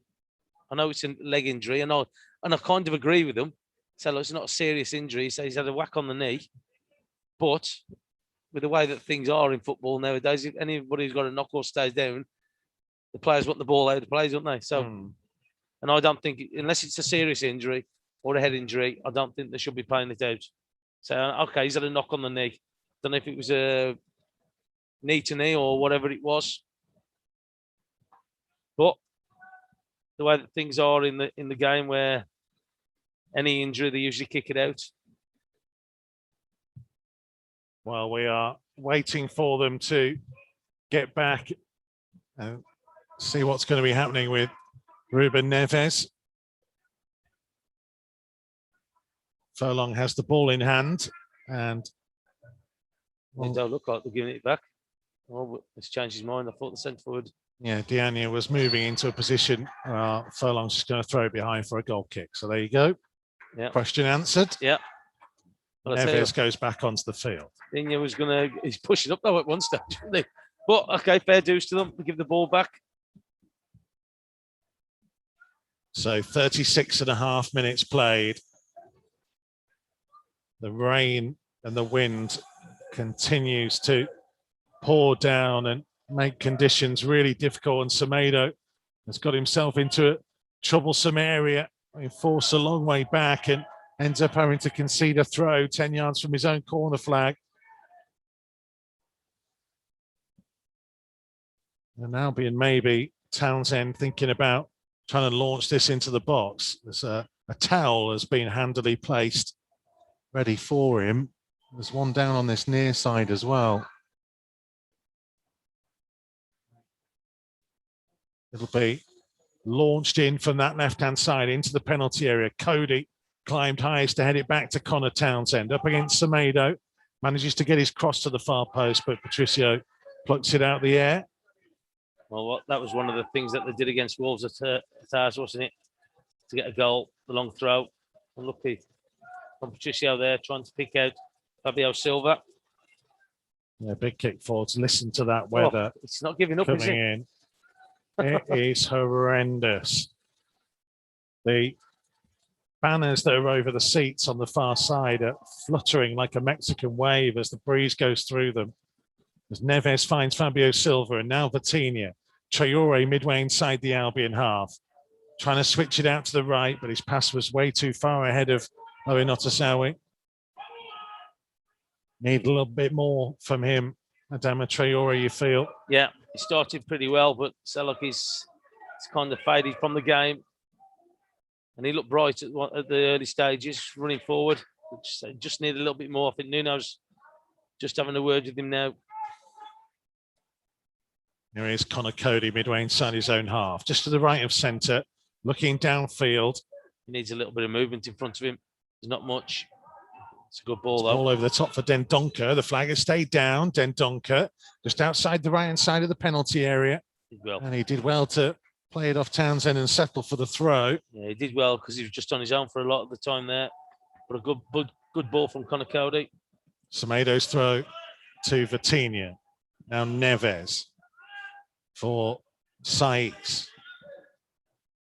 Infield to Ruben Neves once more. Got it back from Vitinha. Now finding Dendoncker out to the right-hand side to Semedo. Semedo looking back infield. Saiz inside the centre circle. Neves, who looks to be okay, Tomo? Yeah, he's moving okay now, isn't he? I think I don't know what the injury was, but it looked like he just got caught on the side of his knee. And so they can be pretty sore. Vitinha finding Neves. And now Connor Cody. Back in field to Romain Saiz. Midway inside the Wolves half. We have about 5 minutes plus time to be added on of the first half to go as Traore wins what we have to admit is a rather soft-looking free kick just inside the Albion half. Yeah, I think he's just come across him, hasn't he? I think he's just stood across Traore. It's Vitinha. He's looked sharp, hasn't he? He's looked sharp in this first half. Yeah, arguably Wolves' best player. Yeah, I think he's looked sharp. And what I like about him as well, always wanting the ball. Traore, all bounced away from him. Two Albion players were challenging. Maitland-Niles for Yokoslu, forced to Diagne. Saiss in the back of him, but will play on because Maitland-Niles has it, and then Paul Tierney decides that Maitland-Niles wasn't going to get away from Otasowie and therefore pulls it back for the free kick. Yeah, I don't think he was too happy with him, was he? Maitland-Niles thought he was away, but I think the Wolves players put the brakes on a little bit, haven't they? After the whistle went. It's a judgment from Paul Tierney on Maitland-Niles' ability that he didn't think he could get away from Owen Otasowie. He tried to say that he did him a favour. No, he may well feel like he did. Townsend to launch it forwards. Just a high ball towards Ajayi. I think it came off a Wolves man. It did. It will be a corner. Patricio was scrambling. Yeah, I think he jumped up and come off Saiss, I think, didn't it? The way he just went up.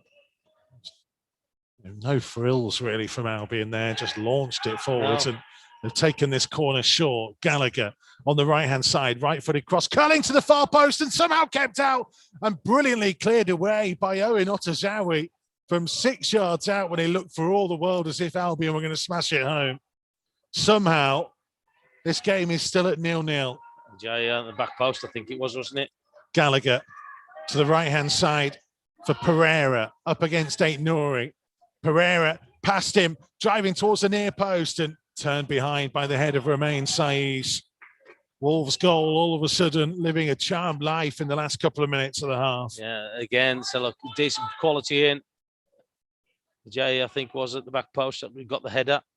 Corner taken short again. Pereira, left-footed, whipping to the near post. This time, Semedo's clearing header will be an Albion throw down by the corner flag. Well, was it just over 2 minutes left in this first half. Bit of pressure from West Brom. First real lot of pressure they've had. So they've just got to stay strong now. We knew this was going to be one of the West Brom strengths, set plays, throw-ins, corners, free kicks. Furlong drying the ball, using the towel that's been left out rather handily for him. It's moved a bit further back from where it should have been. Throws it short to Yokoslu. Gets it back from Furlong and whips it in right-footed, but Patricio has come unclaimed on the edge of his 6-yard box. Again, good goalkeeping. Good goalkeeping. There's Neves. Fabio Silva. Oh, only just taken by Aït-Nouri. He's done brilliantly. And now on to Adama Traore. Traore, left-hand side of the penalty area, trying to strike it low to the near post and comfortable save by Johnston. Yeah, did well there. Didn't they? Good counter-attack from them. Aït-Nouri down this left-hand side again. Again, he's another one who's had a good first half. Well, he will feel like there should have been something in that for Adama Traore. I know Nuno clearly felt like there should have been. Well, I was surprised he didn't go on the outside of him. I know he's come back onto his stronger right foot, but I just thought that he was going to just go onto the left-hand side of him. Well, he's made his mind a little bit of a think. Wolves getting a free kick just inside their own half, couple of yards in it. Last minute of the 45. Wolves have been in control for much of this first period, but they haven't been able to find a breakthrough. And Albion nearly punished them a moment or so ago. Saiss forwards. It's going to come through to Fabio Silva. Then Donker for Vitinha, right on the centre spot. For Neves, now to Cody. Cody trying to find the run of Otasowie. Semedo challenging with Phillips, who goes all the way back to his goalkeeper, who's been the busier of the two. Yeah, definitely. So they had a little spell there, didn't they? 2 or 3 minutes where they put some pressure on Wolves. Just got away with it with the defending after that. So I think that Wolves have been looking pretty sharp in this first half. The only thing that's missing is a goal from the, as I said, they've created opportunities. 2 minutes being added on. Here's Semedo. Wins Wolves a free kick, a couple of yards over the halfway line. Vitinha wanted to take it quickly. and that sums up the way he's been in this half. He's been sharp, hasn't he? Paul Tierney getting involved in the move there for a moment. I was going to say, yeah, I think he's linking up with them, I think. It's been that sharp passing. Just wanted to take part in it, that's what it was. Vitinha finding sides.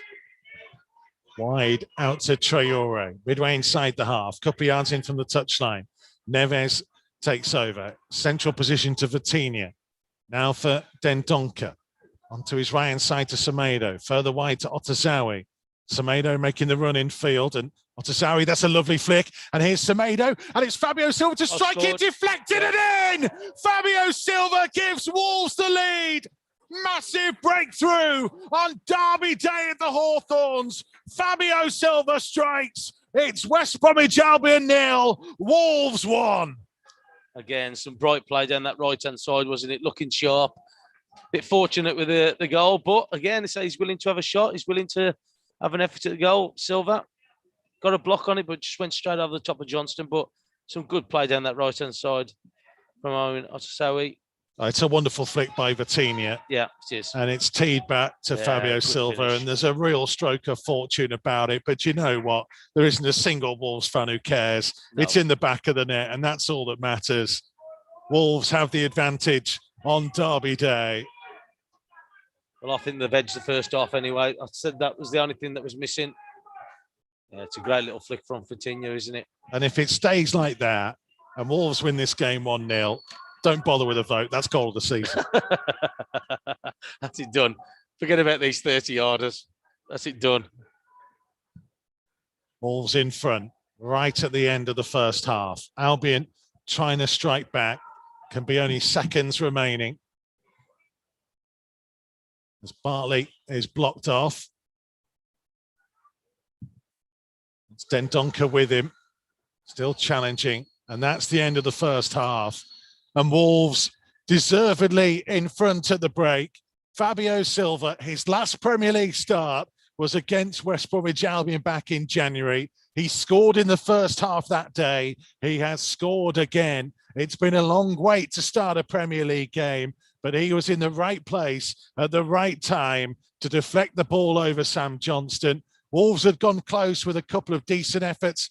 Nelson Semedo perhaps having the best of them when he got into the penalty area and his shot was tipped over by Sam Johnston. Albion went close towards the end of the half, but Wolves dominating possession, dominating the efforts on goal, and they are leading by 1-0 at half-time. Yeah, so I think that the edge that in the first half, I thought they've been looking sharp at times. So they've had a lot of possession. I know we say about the possession what they have, but they've looked sharp with it. I think Vitinha's had a good half. Nouri's had a good first half, but it's come from a sharp bit of play down that right-hand side of the goal. Otasowie involved in it. Vitinha with a little flick, and then the block shot from Fabio Silva. And look, for me, I think that they've had some good opportunities. West Brom have a little spell about 5 minutes before the end of the first half, but I think it's a deserved lead. Absolutely. We will get more from Tomo, and we'll hear from Sam Ricketts and Claire Heckman in a couple of minutes here on Wolves TV, Matchday Live Extra. Let's not get too carried away because we were in a similar position back in January, but Wolves are in front on Derby Day. The thoughts of our pundits coming next.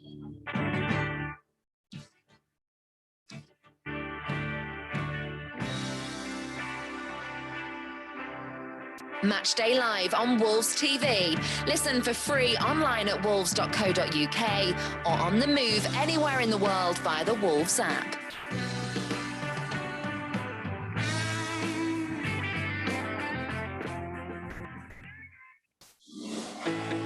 Join the pack. Become a 2021 member online today. Whether you're a dribbler joining for the first time or an international fan supporting from afar.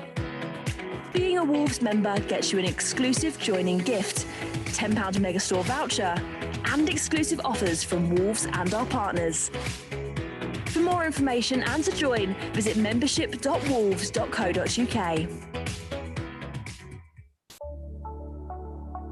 Wolves Lottery is committed to helping Wolverhampton and the local community improve, whilst giving fans the chance to win some fantastic money can't buy prizes, excellent Wolves experiences, as well as £1,800 given away every week. For more information and to sign up online, visit wolves.co.uk/Wolves-Lottery. We can't welcome you to the Wolves Megastore at the moment, but our online store is available 24/7. Visit shop.wolves.co.uk for huge savings on replica kits, training wear, and exclusive Wolves clothing ranges.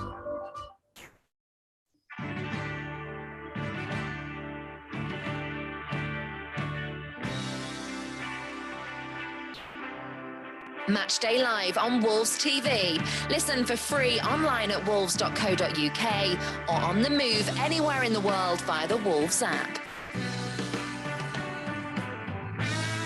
Half-time at the Hawthorns on Derby Day, and it is West Bromwich Albion 0, Wolves 1. The stats from that first half: Wolves with 61% possession, 11 shots to West Brom's 4, only the one on target for the home side, 6 on target for Wolves, 3 corners apiece. Wolves' past success has been 84% compared to West Bromwich Albion's 78%.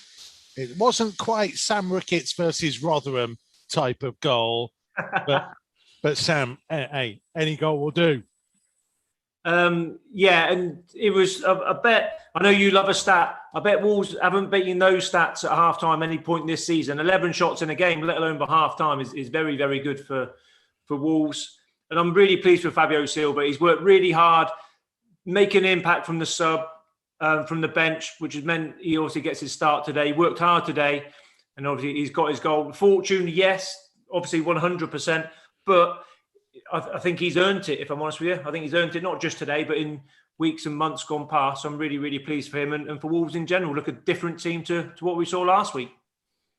Claire Hakeman, you were nodding along there.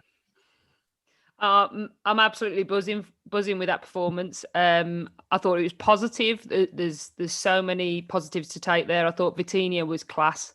Really controlled the game, some great little touches in there. Looks full of confidence, just wants to get on the ball. And that's kind of what we've been missing in that final third. And I think this is what happens when we play the back four. Although at points we look a little bit exposed behind the fullbacks, it does give us, we create so many more opportunities. We've just got to start putting a few more away, haven't we?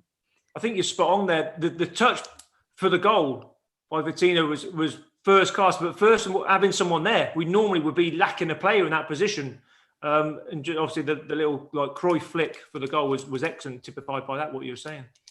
Is there a slight difference as well in the way they're going about things? That, I mean, because Semedo obviously plays his part in that goal. He also had a very good chance, Claire, which, you know, either side of Sam Johnston, and he's getting his first Wolves goal. Are they seemingly encouraging him to go in field a little bit more, does it appear? Yeah, it seems to be the case. And I mean, he is getting forward and getting involved in moves. For me, it's where the risk comes is obviously if they do break on us, then we are a little bit exposed there. But that's where Dendoncker and Neves obviously need to screen the back four a little bit.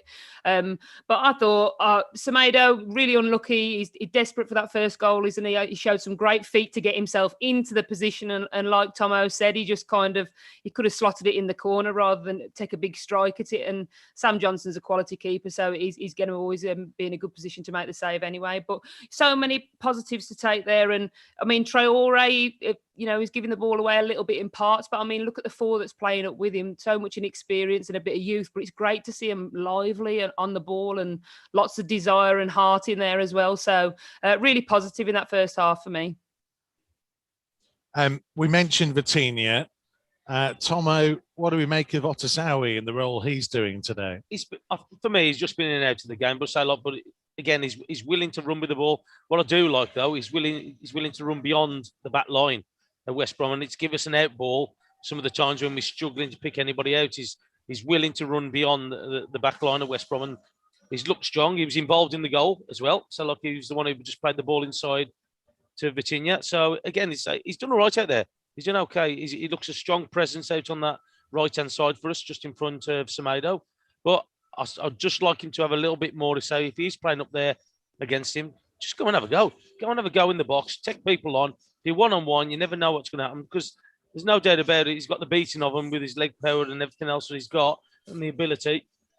But yeah, he's just got to carry on. He's just got to carry on there. Try and get involved a little bit more, because I know that Vitinha and Semedo were pushing on, and right, that's what we want from our fullbacks. But can he just offer a little bit more in that top third for me?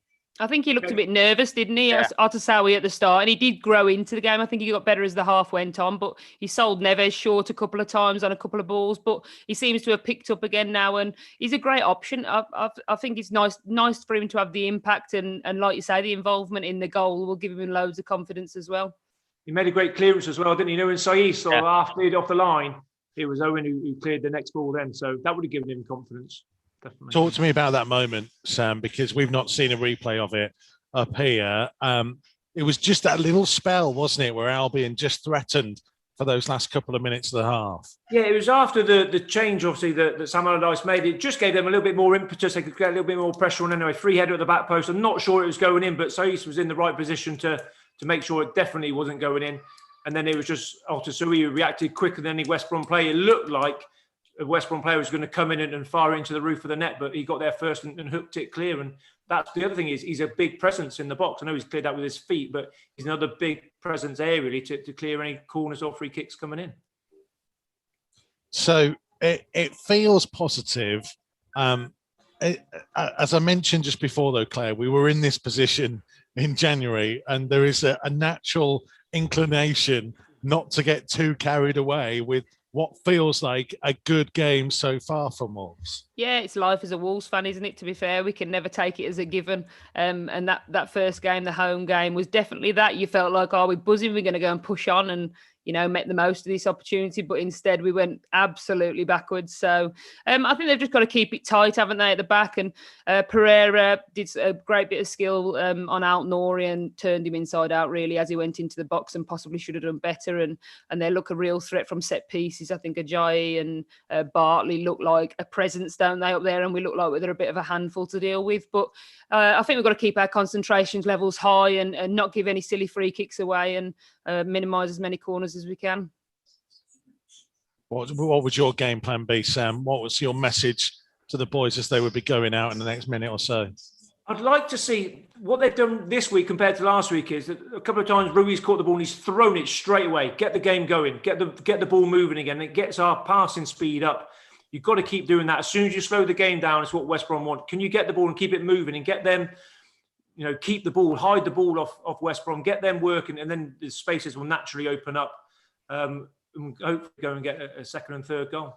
But how many times have we said when we play at a quick tempo, pass the ball quick, movements quick, that we look a miles better team? And we've done that. It's hard to play against, isn't it, Tomo? Yeah, it is. If you keep moving the ball, don't matter if it's 5, 10 yards, 20 yards, if you keep moving it and you keep getting your targets, you'll cause a problem for anybody. And I think they've done that in the first half. I think that West Brom have changed the formation and went back and put an extra midfielder in there. But I just think it's the quality of the ball. Vitinha's instrumental for me in that midfield area. I think he's been involved in everything that we've done in that area, especially round about the penalty area. No, he's been good. Well, this is the 10th time this season that Wolves have gone ahead in a Premier League game, and in the other 9, they have not lost. Is that run going to continue? The only Premier League team this season not to lose a game when scoring first. 45 minutes to find out. Sam Ricketts, Claire Aikman, thank you very much indeed. More from you at full time, when hopefully we'll all still be smiling. It's going to be tense and nervy. You just know it will. Don't go anywhere. Second half is coming next on Wolves TV.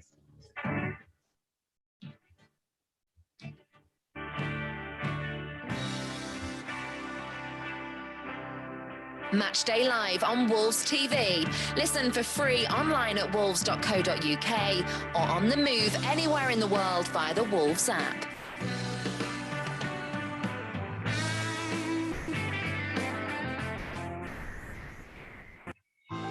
We can't welcome you to the Wolves megastore at the moment, but our online store is available 24/7.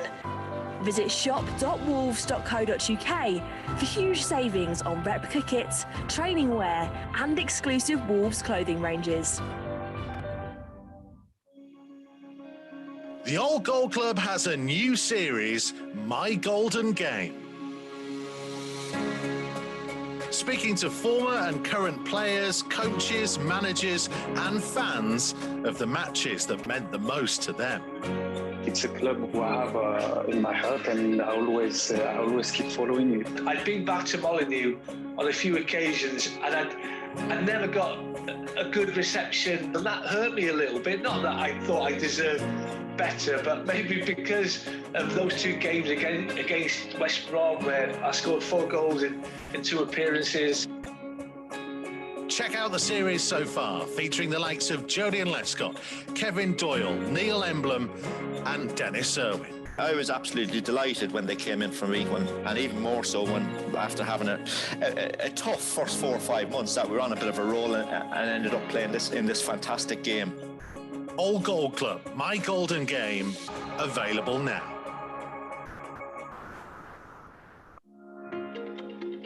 Wolves TV, the home of live uninterrupted radio commentary of every single Wolves game. Jimenez! Oh, you beauty! But that's not all. Wolves TV also brings you extended and alternative match highlights, interviews with the team, behind-the-scenes features and training coverage, plus see every goal Wolves score from every angle. The volley over the goal! That is simply stunning! So check out Wolves TV online at wolves.co.uk or on the move via the Wolves app.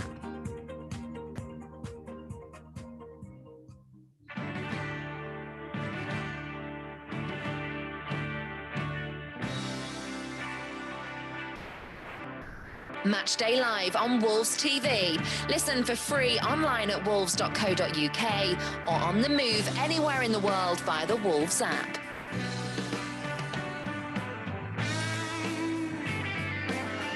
So the two teams are back out for the second half, but the referee, Paul Tierney, is not. Mike Dean, who was 4th official, is on the field. So Tierney has clearly had an issue, and they have changed the referee. And Mike Dean has a habit of giving penalties against Wolves, it has to be said, late on in games as well.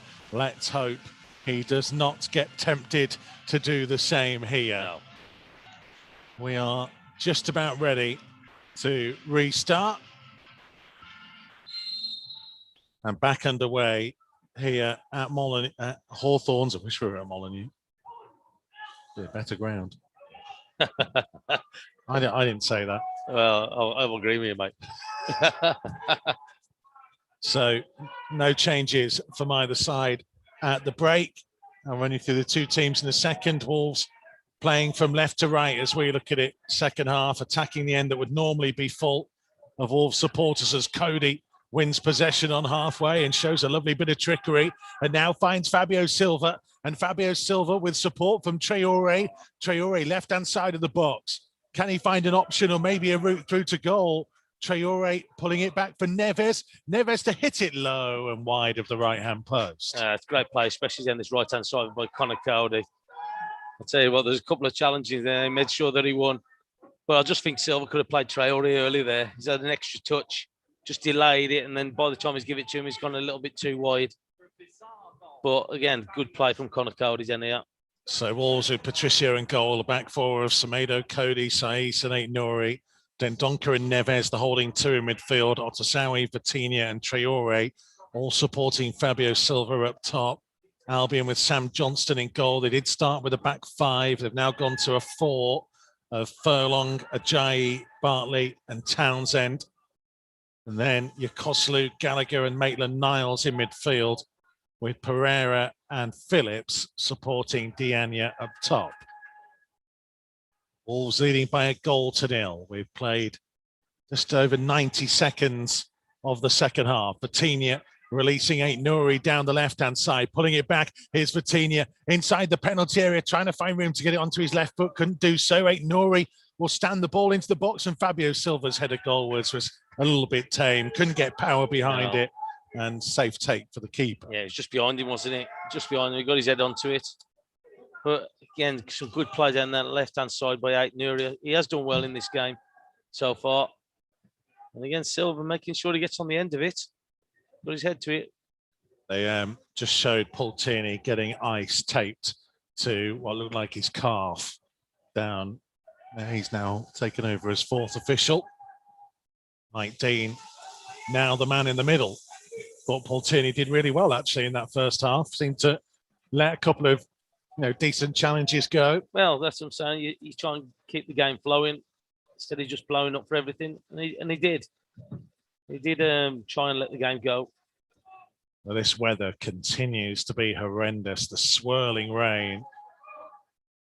It's just difficult. A couple of corner flags flying in all sorts of directions. Otashawi shows good trickery down the right-hand side and looking to drive forwards. Found Semedo. Otashawi was caught late, and Mike Dean pulls it back for the Wolves free kick. Again, good play from him, wasn't it? And let's say the more times he does that, the more confidence he's going to get. 20 years old, Owen Otashawi. One cap for the USA. But it's all about confidence, isn't it? And again, it's how he keeps doing the right things and it keeps coming off. He's involved in the game. And again, there, it's how look, he's running with the ball is very good. His Premier League debut, and he came back in December against Chelsea. He played the second half and contributed to that turnaround victory. Coutinho with the free kick, right-footed, lovely swinging delivery, and half cleared. Herrera to put his foot through it. Maitland-Niles chasing, will drop to Semedo. Fabio Silva couldn't control, and Ajayi sending it back to Johnston. Yeah, that was a shame. I thought he was going to get that then. Then Donker challenging. Diagne. Foot in by Vitinha. Then Donker trying to find Vitinha, who lost his footing. Down the line from Maitland-Niles to Phillips. Phillips looking to play it on to Pereira, but Cody got there ahead of him. Back to Patricio, and puts his foot through it and clears downfield. Fabio Silva challenged. Mike Dean will give a free kick for that Fabio Silva challenge on Kozlu. Yeah, he's pleading his innocence there, is he? But I think he's just coming to the back of him a little bit. But again, it'll be an opportunity to put the ball into the box. Free kick.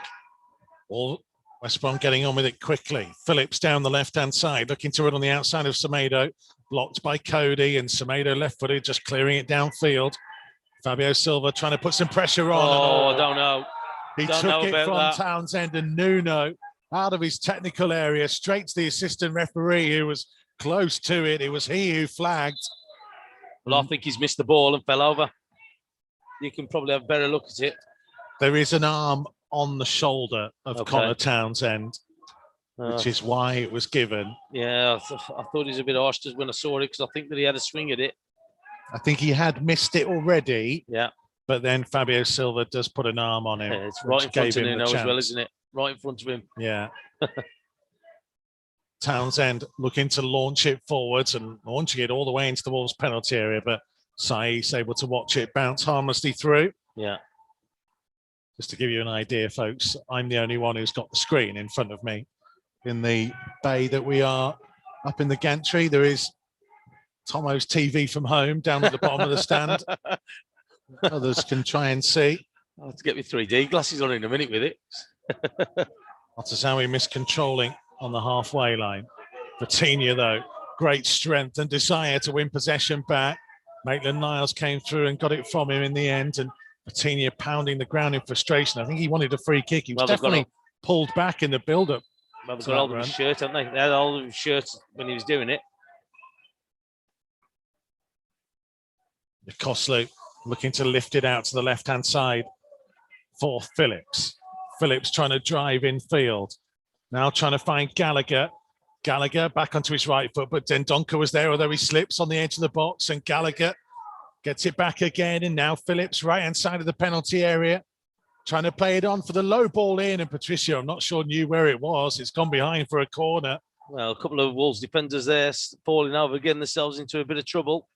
Fortunate just to get away with it. Just need to be careful. Furlong's run. Wolves were appealing for an offside. He wasn't.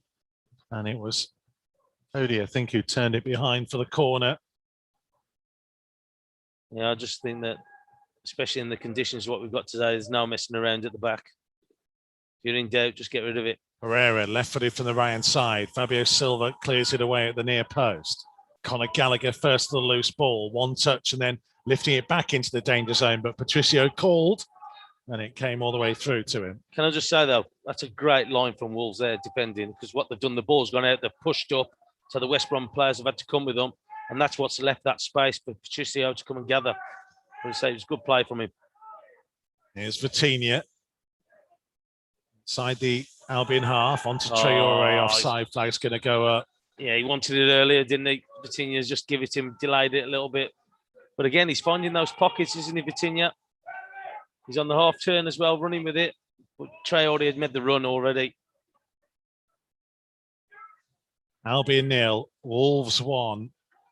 Here at the Hawthorns with 53 minutes played. Long kick forwards from Sam Johnston. Saïs's header away. Was Traore challenging. Can't quite get to it though. Lifted forwards and headed by Saïs. Diania teeing it up. Pereira cutting in field and now inviting Townsend to strike it and palmed away by Rui Patricio. Albion's best opportunity of the second half, maybe best opportunity of the game. And Wolves surviving. I think they got away with that a little bit. I think they got away, got outnumbered. Then this is the Wolves' right-hand side. Just got outnumbered. Just allowed him just to get the shot away, Townsend. Just got to be careful there. Just got dragged in a little bit. West Brom 0, Wolves 1. And here comes Phillips down the left-hand side again for Albion, looking to drive at Semedo into the penalty area. And a low cross is going to come all the way through to Gallagher again. Patricio has managed to keep it out. Stunning stop from the Portuguese number 1. Albion still pressing. Best spell of the game they've had. Neves sliding in. It's going to be a West Bromwich Albion corner. And boy, is Wolves' goal living a charmed life for the moment. Oh, what a save. What a save. Just watching the replay. He's at the back post, Gallagher on his own. Phillips again down his right-hand side. Tell you what a save that is. Getting across. Oh. And then it's come off Nuri, I think, and rebounded out as well. It could have gone anywhere. But great save from Patricio. Pereira's corner, left footed from the right-hand side, and in swing out. It's headed away by Dendoncker. Traore to the loose ball and just putting his foot through it and launching it clear. And Wolves are clinging on. The ball has stayed in. That just shows you the wind, the strength of the wind, doesn't it? He's put his foot through that, Traore. Townsend down the line for Maitland-Niles. On again for the run of Bartley, who was still forwards. He left it. And across came Dendoncker and got it clear. Well, this is the time that they can't afford to just give things away. Okay, you knew that West Brom were going to come and have a go. But we're stopping picking up at the minute. We just off players. We were tight to players in that first half. We're just giving West Brom a little bit too much space and time now. Need to be careful. 55 minutes played at the Hawthorns. It is West Bromwich Albion 0, Wolves 1, as the rain continues to pour. And Wolves have Rui Patricio to thank for still being in front in this one. Cody. Oh. Kick goes straight to Pereira on halfway. Again, I think the wind's playing a part in that as well, because it didn't look like one of his better strikes. It just kind of went a little bit lower than he normally would. But if you look at the way the seat coverings are going behind that Wolves goal, Tomo. Yeah. And then look to the other side, the wind is very much swirling and it's in the Wolves half. Yeah. It's coming well across. It seems an awful lot calmer in the half that Wolves are attacking. As Cody tries to lift it forwards, it's over the top of Bartley and Fabio Silva, and Ajayi can get to it. Yeah, they've just got to get themselves settled again, haven't they, Wolves? So just to be careful. Phillips is staying out on this left-hand side when West Brom have got the ball. And it looks like Townsend's been told exactly the same. Keep the width. Paul Clifford says, loving this hard work for Wolves players from a very windy Surrey. Rob Knight says, blimey, they're that desperate to beat us, they've had to bring on Mike Dean. Yeah, well, I'm hearing Sam Allardyce, I think it is, in their dugout areas, who's shouting, keep the width, keep it out here. Sammy Lee, his assistant, is the man on the edge of the technical area. As Neves challenges and comes away with the ball from deep inside his own half and now finds Vitinha, who skips away from one challenge and then finds Semedo. Semedo didn't quite get control of it though, and Albion looking to spring a counter-attack through Maitland-Niles and Pereira with a heavy touch. Yeah, we've not looked as slick, have we, in the last 5 minutes or so on the ball? Not looked as sharp. But again, so like with West Brom being at home, you knew that they were going to start to throw things at us and put a lot of pressure on us. So we just got to make sure that we just ride the wave a little bit. Wolves leading on Derby Day. A goal living a charmed life. Though Fabio Silva trying to get in behind here. Bartley too strong for him. Back to Johnston, who finds Townsend. Balls towards Diagne, and now Maitland-Niles trying to switch the play out to the right-hand side for Furlong to come charging forwards, and it's his cross from deep and bounced all the way through. And Townsend just blocked off in the end by Dendoncker, who did really well, and Semedo able to clear. The Koslu's header's going to go out of play for a Wolves throw. Yeah, again, it's gone a little bit scrappy, hasn't it, the game? Again, just settle it down, just break it off, try and take the tempo out of the game a little bit. Semedo with the throw. Midway inside his own half, thrown down the line towards Otasawi. Now Fabio Silva, and it's a decent turn from him, and he's tried to play it on for Traore. Furlong sharp enough, though. Back to Johnston, who lays it short for Ajayi. Vitinha there to try and close him down. Wolves pressing and trying to put some pressure on, and that pressure has paid off as Neves wins it back, and now Fabio Silva to carry it on, and Fabio Silva maybe fancying a go, and it was a decent effort and well parried behind by Johnston for a Wolves corner. It's good play again, isn't it? So look, putting a lot of pressure on him, setting a little trap for him. Ajayi, I think it was. It was a good strike from him, good strike. Making Johnson could just go down to his left-hand side. Coutinho is being told to hurry up as he goes to take this corner as we approach the hour mark at the Hawthorn. He's all right.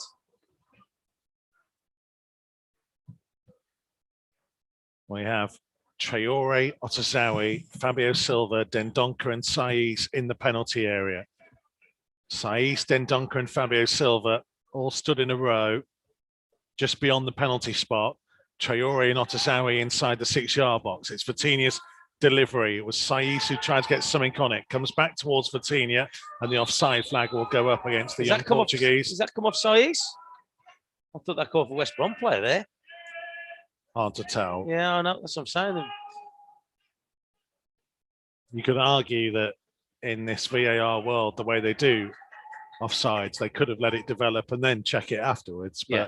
I know you're not a fan of that, Tomo, no. So... No, I'm not. If he's offside, he's offside. But I just thought that he'd come off a West Brom player. Saiz to clear it. Fabio Silva managed to get his head to it whilst falling to the floor. He's on his way down, wasn't he? I think he actually did mean that as well, you know. It wasn't just an accidental touch off his head. Phillips for West Brom. Townsend down the left-hand side. Dangerous cross in. Diagne's header, 1-1. There's the equaliser for West Bromwich Albion, and it's far too simple from Wolves' point of view. Townsend's cross, and Diagne found himself completely unmarked inside the penalty area, and it was a simple task to nod the ball home. West Bromwich Albion 1, Wolves 1, game on again on Derby Day. I just think that Semedo's just give the left back a lot too much room for me, because all he's done is just place him first time. You've got to be getting out there quicker. You can't allow him to put that in there. It's too deep for me. It's too deep. He's got to go out. He's got to be putting pressure on the ball coming in. Just watching the replay. Townsend's got to have some pressure on him. We're playing with the 4 at the back, and I know it's more difficult to get up against him, but you can't afford to keep doing that. Here comes Otasowie. Wolves have not been as good second half, but Otasowie finding Fabio Silva, and now Semedo, whose low cross is blocked by Townsend. Dendoncker first to the loose ball. Now in field to Fabio Silva, just down the edge of the penalty area. Semedo twisting and turning and going backwards to Neves. Now to Saiz. Vitinha for Neves, standing the ball out to Aït-Nouri on the left-hand side. Traore. Loose pass intercepted by Yokoslu. Here's Neves again, though. Need to switch the play for Otasowie. Otasowie back onto his left foot, now onto his right. In the penalty area, trying to strike it. It's going to drop to Fabio Silva, and somehow palmed behind again. Oh, still knocking on that door. Still trying to find a second goal. Yeah, again, good play. Otasowie down this right-hand side. He's done well in this second half. He's starting to take the game to West Brom a little bit more. And again, Silva having that final shot blocked. First half possession was 60-40 Wolves. It's 56-44 Albion. That's the story of how this game has turned round second half. Vitinha's corner, right-footed from the right-hand side. There's an Albion player down inside the box. It was cleared. Aït-Nouri playing it backwards to Cody. Cody back out to Vitinha on the right-hand side. Vitinha looking in field. Now finding Dendoncker. Dendoncker middle of the half to Aït-Nouri on the inside left. Traore further wide. Here is Adama Traore looking to run at Phillips and scooping across in. It came off the head of Ajayi, and Townsend will put his foot through it and clear. Cody to play it to his left-hand side across the centre circle for Saiz. Saiz being closed down by Phillips, but it will be a Wolves throw. Yeah, but I said earlier, so there was problems down this left-hand side with Townsend and Phillips down this left-hand side. Too much space for me. Got to either try and stop the supply or get closer to him. There's Aït-Nouri on the charge. Now Traore taking over. Looking to run at Furlong. Traore infield. It was just a little bit behind Aït-Nouri, but Traore was caught late and Wolves get the benefit of the free kick. Yeah. So just Traore just running at them. Albion 1, Wolves 1. It's a bad goal to give away for me, isn't it? Yeah. Just looking at it. Bad goal. So just a straight ball straight into there. Free header.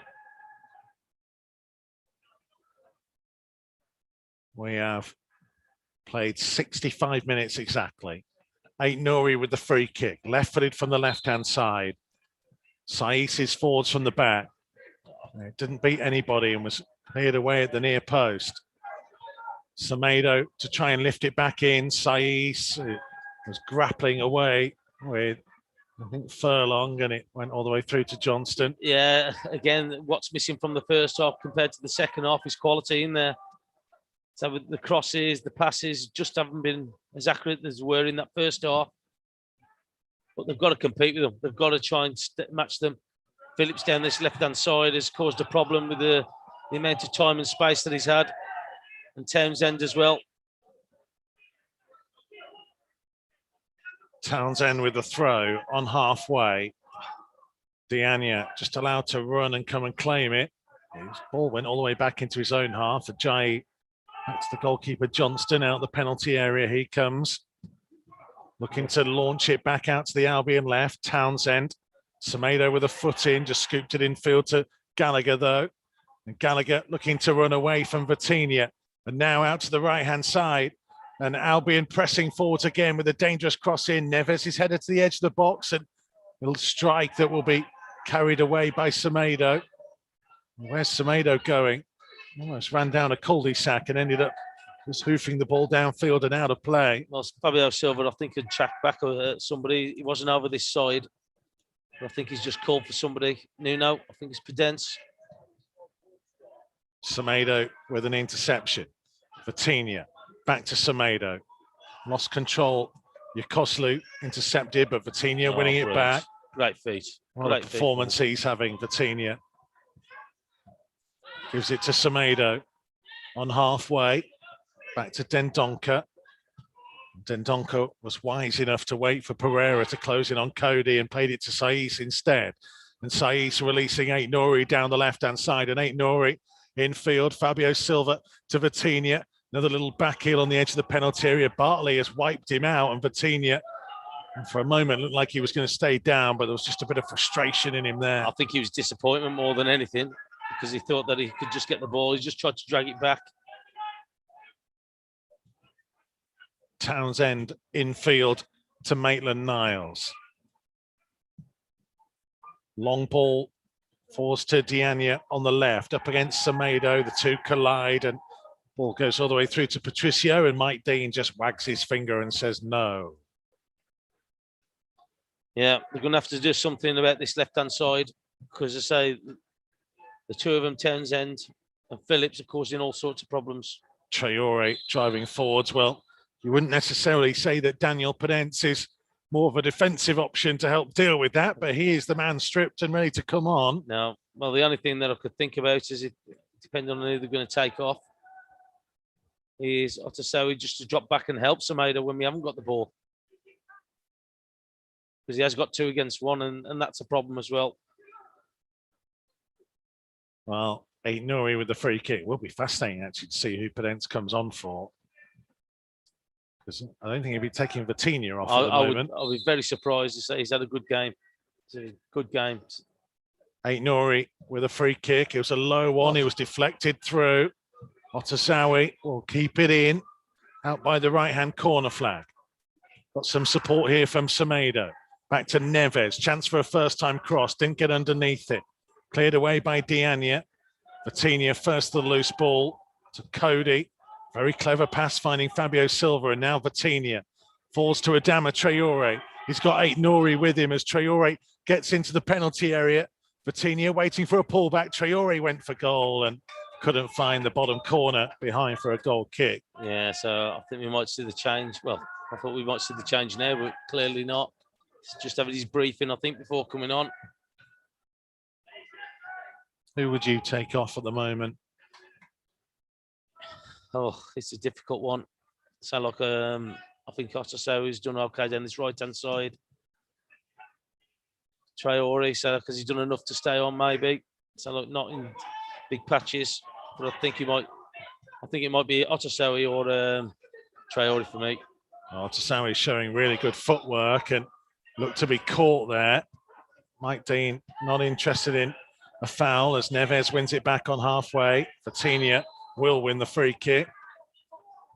Otasowie just stretching out. Yeah, I think the change is going to come now, I think. Daniel Podence waiting to be introduced. Just a final few words from Nuno here. It's been a while since Daniel Podence has made a telling contribution. Well, opportunity for him today, isn't that? Adama, yeah. So it's going to be, no, it's Otasowie. Oh, so Traore will come to the right and Podence will go to the left. And Owen Otasowie, what did you make of his contribution? I think he's today? done all right. I think he's done all right. So I think we've seen patches of good play from him. So I can drive him forward, and saying it's great to see the confidence that he was getting. I think he was just starting to feel a little bit of cramp there towards the end. I think that might have been another reason why he might have come off. So I think he was struggling a little bit. But again, it's not going to hurt him. The experience that he's just picked up from playing, especially in the derby game, done himself no harm at all today. 71 minutes played at the Hawthorns. West Bromwich Albion 1, Wolverhampton Wanderers 1. Well, I think that Traore is going to be a lot happier in the position he's in now, isn't he? So look, pushing on that right-hand side rather than having to keep cutting in. And here's Podence looking to cheer for Wolves down the left. It's been tracked, but he still has the ball. And he finds Vitinha. And Vitinha will help it on its way to Neves, 30 yards from goal. Out to Traore on the right-hand side. Traore with 2 players with him, pulling it back to Neves. Infield here to Podence. Pedence, or rather ran into Ajayi. Get it. Oh, And that then never fell. Conor Gallagher fell to the floor and won a free kick. I don't think Neves has challenged him though. I think he's basically just turned around and he's in there. Oh, it's never a foul in a month of Sundays. Well said, Michael. Well said.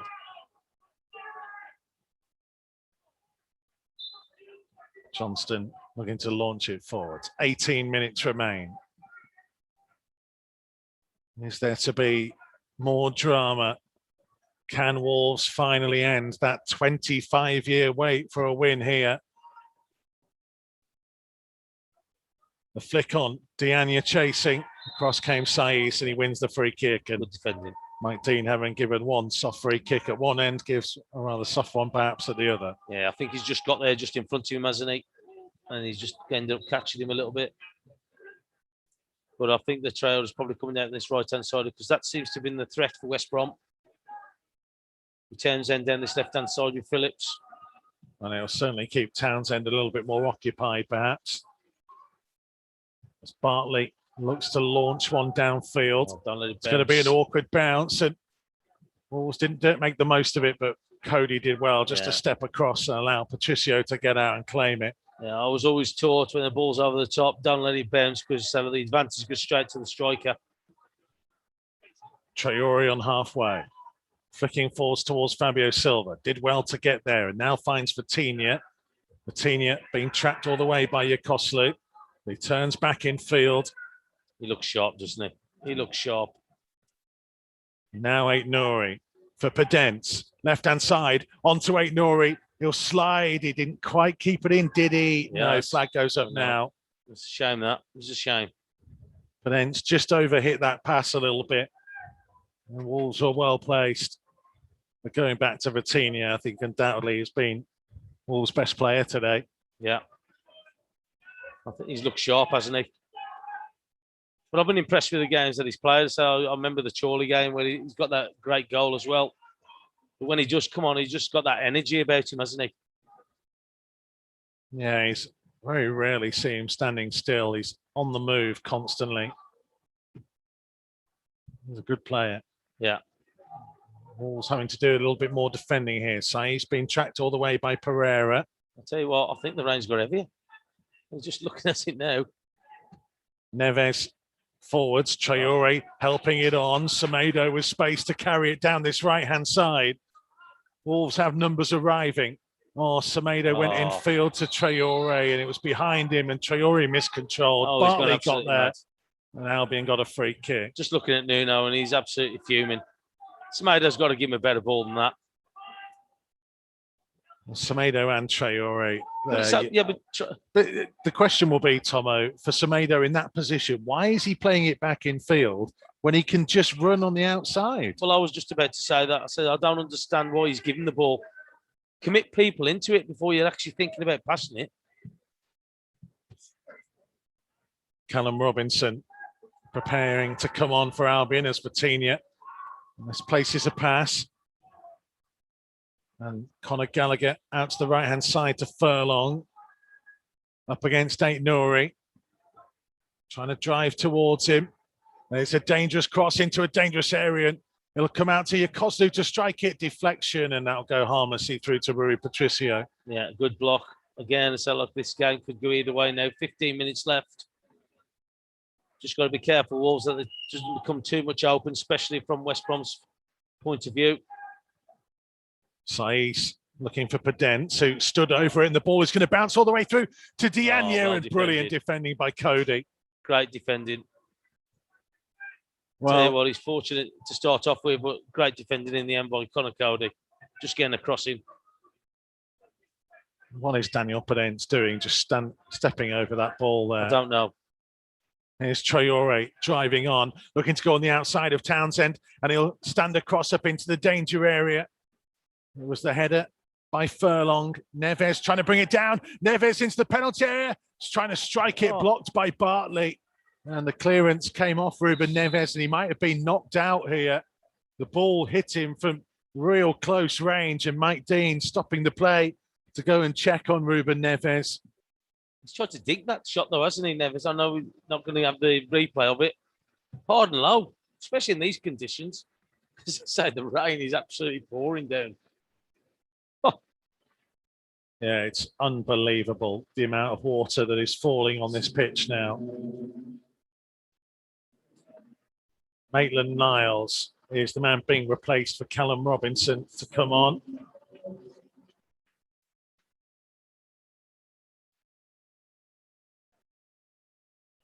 I mean, this is, I've seen difficult conditions, but blimey. This thought the April shows had gone now in May, wouldn't you? Oh, wow. I mean, this is a month's worth of rain in a day. Townsend forwards, and off the head of Diania. Wolves throw. Morgan Gibbs-White is about to come on.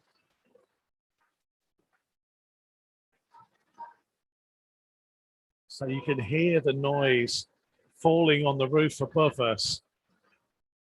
The heavens have well and truly opened as Traore tries to turn, blocked off by Bartley. Wolves free kick, midway inside the half, just to the right of centre, as we head towards the final 12 minutes.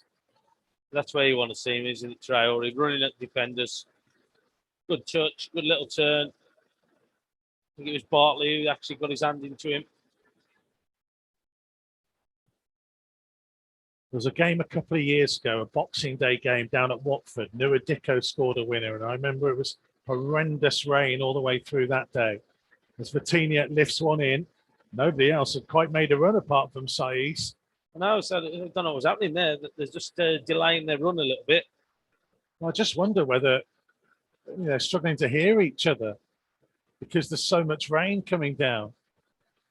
As Neves launches one forwards and Fabio Silva is chasing and Johnston has come out and headed it and it drops to Vitinha.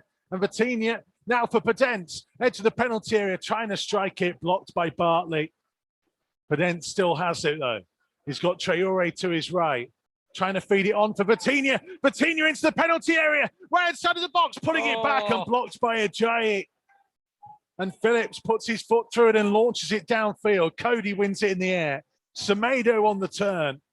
Forwards to Traore. This game is so open now as Wolves are pressing to try and go back in front. It's Traore trying to force his way into the penalty area, and he put his arm on the shoulder of Phillips, and Mike Dean gave West Brom the free kick. But it's a good spell of pressure though, isn't it? I think you see Gibbs-White now. Oh, it's Vitinha coming off. And I don't think he's happy. I'm surprised. He's looked good all night. He's been really sharp. He's been the player who's given that energy. Well, I'm just looking here, right? Nuri's down, sitting down on the far side. I think it might be a cramp. And Daniel Podence goes to tend to him. I'll tell you what, I think I'll be really happy with what he's contributed to the game. The Vitinha.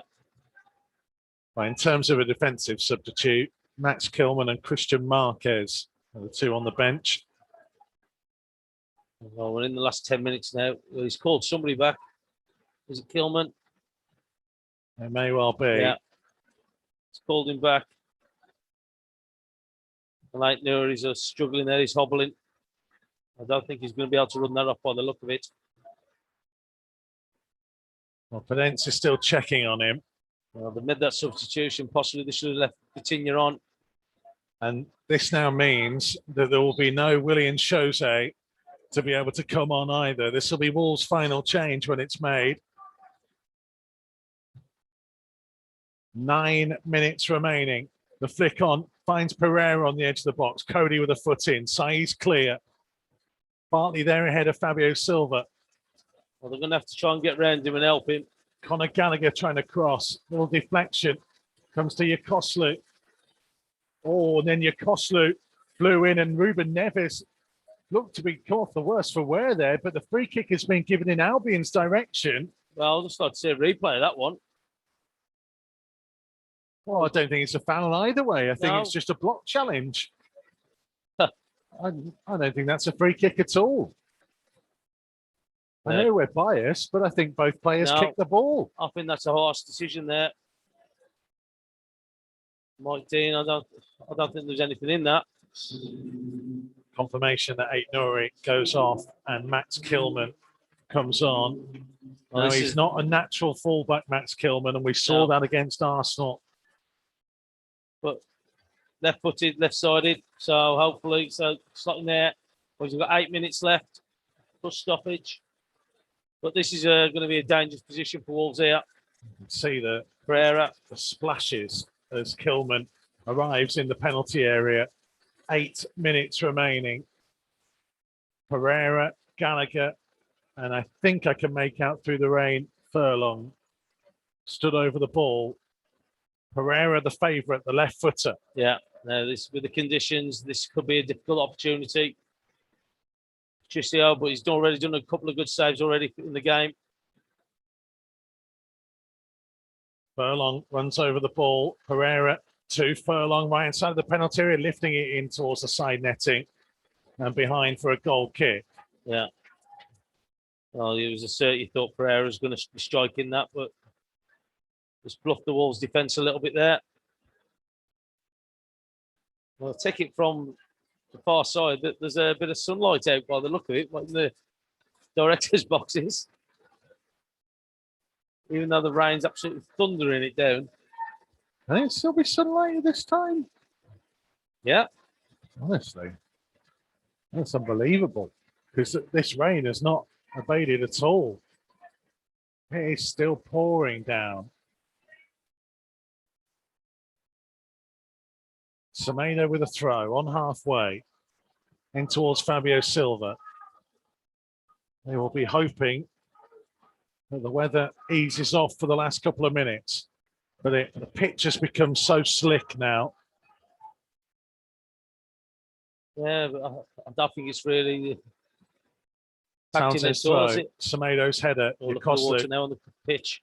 Yeah, both sides struggling as Gallagher tries to strike from distance, high, wide, and behind. It is now starting to have an effect. We were talking beforehand, before we started the show, weren't we, Tomo, and saying that all the modern drainage that these big Premier League grounds have, at some point with this much rain, it just can't go anywhere. No, and that's the problem with that. And it's been constant, hasn't it? So it's been raining, but also as well, we've had some massive downpours like we're having now. And you can just see there when the players are running, the ball running, you can just see a trail of water on it. Also, is limping as well now. Well, it's not stopped raining for 3 hours here, at least. And it's been real heavy, sopping rain as well. This is old school. And maybe Wolves need a touch of the old school. Yeah. As Traore tries to run on to Ruben Shame. Neves' pass, but through to Sam Johnston waiting at the corner of the box. 5 minutes to play. Wolves have not won a derby for 10 years. Haven't won at the Hawthorns for 25 years. They were 1-0 up at half-time here, pegged back. And now Pereira chasing one that's going to go through for a goal kick.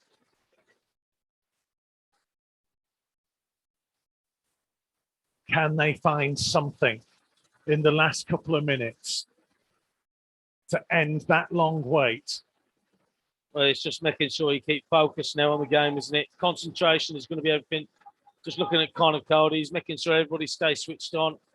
And that's what's going to be important now in these latter stages. Gibbs White with a header. Pedence down. Ajayi just launches it forwards. Diagne's touch. Cody will try and flick it forwards towards Gibbs White, who gets a flick on.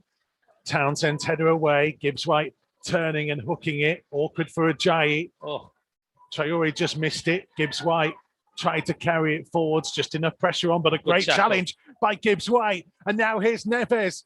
Oh, and he overhits the pass for Pedence, sends him more. Pedence couldn't keep it in. Yeah, and it'll be a goal kick, and Nuno's fuming. He's fuming, but I think Neves is just very disappointed in himself as well. But that was a great opportunity, wasn't it? For somebody like Neves, Saloki, you know that his passing is exceptional. Just to overhit it as he did. He's furious. But let's say Nuno ranting as well. We have less than 4 minutes to play. Another foot in by Dendoncker. Neves. It's risky to go back to Patricio in these kind of conditions. I'm just watching that there. It was just swirling. Now mistake by Furlong. Pedence carrying it on. Gibbs White was fouled off the ball and Mike Dean will pull it back. I think it's going to be a yellow card as well. With the first. that the first one? I think so. Yeah, furlong. Wow, the weather.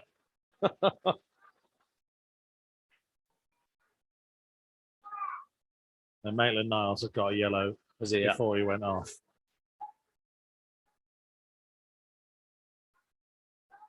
Furlong goes into the referee's notebook to join him. And there is suddenly sunlight on the far side. As Gibbs White whips it in. Bartley's header just outside the penalty area. Kilman on. Fabio Silva flicking it. Dendoncker just on his heels a little bit. Yeah, that's a shame, was it? He's just come running forward, then all of a sudden he got flicked on. And as you touched on there, so he's just caught on his heels a little bit from changing direction.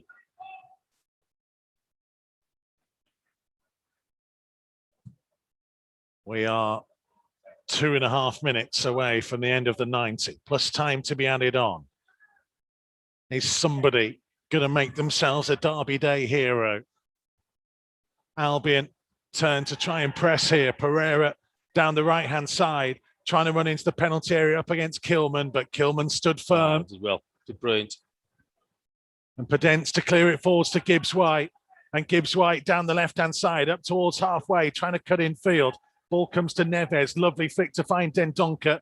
And Dendoncker, with Phillips getting back to him, loses possession. Yeah, he just needs to be a little bit sharper there, just as Neves did there, just played it round the corner. Johnston's ball forwards. Semedo's clearance, only as far as Townsend. Ajayi. Semedo still with him. Water spraying everywhere as Semedo fell to the floor. Kilman with the header away. Gallagher miscontrolling it, but time to get there ahead of Pedence and lifting it forwards, but across came Kilman and did really well. We've got 1:10 of the 90 remaining. Kilman infield to Gibbs White, who surely was clattered by Yokoslu. Yes, Wolves free kick, 10 yards inside the Albion half. Yeah, it's starting to grow a little bit again. Wolves, could say they've weathered the storm as such, couldn't you? So in West Brom. Oh, my word. Couldn't help myself, mate. Couldn't help it. Last minute of the 90. Gibbs White on the free kick. Kilman has gone forwards. Albion holding their defensive line outside the penalty area. Gibbs White will lift it in the direction of Kilman. Bartley got there ahead of him.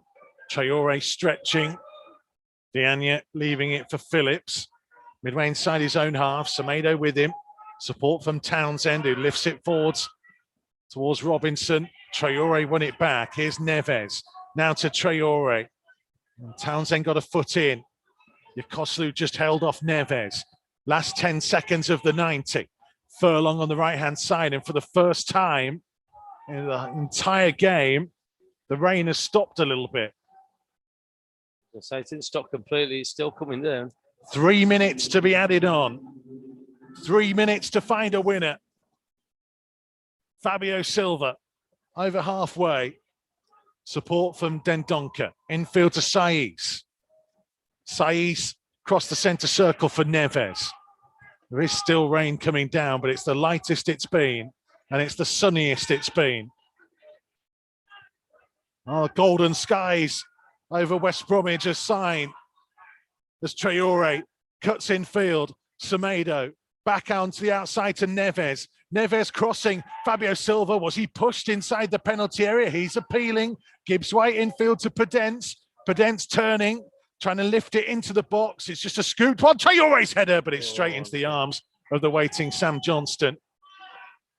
Well, the referee hasn't gone to VAR at all for the checks. And Fabio Silva looked like he'd been pushed. We have played a minute of the 3 being added on. Albion 1, Wolves 1. As Yokoslu tries to play it forwards. Cody with the interception. Dendoncker to the feet of Pedence. He's got Traore to his right-hand side. Pedence on halfway. Oh, what a poor pass by Daniel Pedence. Intercepted by Conor Gallagher. And then attempted ball forwards by Pereira, blocked by Neves, but it's going to be a West Brom free kick. Don't understand why Pedence hasn't just played Traore on this right-hand side. He's looking at him. He's decided to go inside. He gets blocked and we lose the ball. And we've ended up giving away a free kick where they're going to push everybody up. Just got to play it simple sometimes. Yeah. Minute 20 just under remaining at the Hawthorns. And it has stopped raining for the first time. Pereira's delivery, lifted in. It's Cody's header, sends it to the Wolves' left-hand side. Kilman is there. He'll put his foot through it and clear. Gibbs-White is the only man downfield to give chase. He makes it go back to Johnston. Rain just picking up again as we've got 50 seconds remaining of the time being added on at the Hawthorns. Sais's header. It's going to drop here for Gibbs-White. Gibbs-White surely fouled by Gallagher. Wolves free kick and Gibbs-White. Whoa, referee. Wolves got on with it and they had a 3-on-1 and Mike Dean says, no, you've got to come back. We talk about letting the game go. The ball wasn't moving. It was where the position, where the free kick was. I don't understand why he's blue to bring it back. Connor Cody and Ruben Neves cannot believe it. I can't. Conversation with Mike Dean there. We talk about getting the game going and keeping it sharp. Chance there, we're in. Last 10 seconds of the time to be added on. It's Cody to launch it forwards. Bartley's touch is going to go straight to Traore. Saiz is still forwards. Traore blocked off by Townsend. Wolves win a free kick. Is their chance for one more opportunity to steal all 3 points on Derby Day and end the 25-year wait for a win at the Hawthorns. Wolves can get it into the penalty area. Albion have brought everybody bar Diagne back. Could this be the biggest moment of the season? Semedo has been given the responsibility to take the free kick. Well, I will say, don't hit the first man. Don't hit the first man. It's got to be put into there. Neves, Kilman, Dendonka, Saiz, Fabio Silva, all targets. Saiz is Semedo's delivery. It came off an Albion head. It will be a corner and still we play on in added time at the end of this Derby Day. Well, Mike Dean's just looking at his watch. Gibbs-White racing. Well, they pushed 3 up front, West Brom. Now, if I was one of them that presents, I'd go and get the short. 2 against 1 out. 2 against 1. Gibbs-White. Give it him. We'll take it. Oh, he doesn't want to take it short, Gibbs-White. I don't understand that. So you've got 2 against 1. 4 to aim for. Gibbs-White. This is the moment it has to be. Gibbs-White's delivery. Bartley's headed to the edge of the penalty area. And the final whistle goes. And Wolves' long wait for a Derby Day victory at the Hawthorns continues. 25 years since the last time the Old Gold have won here at the home of their nearest neighbours. They were 1-0 up at half-time. Fabio Silva's deflected strike had given Nuno's side the lead, but Mbaye Diagne's header equalised for the hosts. Wolves had some good opportunities, but it wasn't quite enough. Albion may well end up going down this season. It looks more than likely. So we will not have this derby next season. So that long old wait will unfortunately have to continue. Full time at the Hawthorns. West Bromwich Albion 1, Wolverhampton Wanderers 1. Yeah, so look again, so look, dominated that first half. So look, they had spells in that second half when West Brom got that goal. That we allowed them to play down that left-hand side, create goal. But again, it's a lot better from them this week. A lot better. At least you got that competitive edge against West Brom, what they needed to do. Just unfortunate they just couldn't hang on for the 3 points. But the conditions, I think, played a big part in it. So, look, in these derby games. But I'm sure the players will come off here, considering what happened last week and considering what happened in the last derby game at the Molineux, that they've got that draw. Well, given the circumstances and the players that Wolves are without, when you consider there is no Willy Bolly, there is no Johnny, there is no Marçal, there is no João Moutinho, and there is no Raul Jimenez and Pedro Neto, that is a large tranche of what would be the starting lineup. Well, you've got at least 6 of them in your starting lineup, isn't it? And so that's a big, massive gap that they left. But to be fair to the lads who are coming up, Vitinho played exceptionally well. Otasowie played well. Still want a little bit more from Traore. I thought Silva led the line well. I thought he did well up there. He got himself a goal. I know it was deflected, but he got himself a goal. And we looked a little bit more steady at the back today. I say, okay, we've conceded the goal from across. But I thought that we looked quite disciplined when we were out there. We worked hard as a team. And how many efforts of goal we had? Well, it must be close to 20 that we had. I think, was it Sam said we had 11 in that first half? It was 20. There we go. So, look, it's again, you're looking at the chances there. And we talk about creating opportunities, playing with that 4 at the back. Maybe that's just proving it. Well, there is that and much more to discuss. We'll take a quick break, and then there is more from Tomo, and we'll also hear from Sam Ricketts and Claire Hakeman as well on Matchday Live Extra from Wolves TV. Don't go anywhere. We discuss the derby next.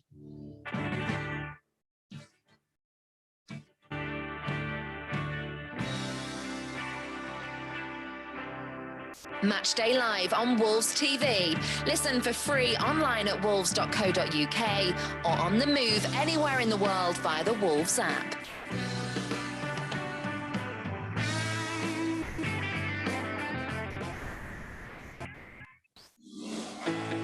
Join the pack. Become a 2021 member online today. Whether you're a dribbler joining for the first time or an international fan supporting from afar. Being a Wolves member gets you an exclusive joining gift, £10 Megastore voucher, and exclusive offers from Wolves and our partners. For more information and to join, visit membership.wolves.co.uk. Wolves Lottery is committed to helping Wolverhampton and the local community improve, whilst giving fans the chance to win some fantastic money-can't-buy prizes, excellent Wolves experiences, as well as £1,800 given away every week. For more information and to sign up online, visit wolves.co.uk/Wolves-Lottery.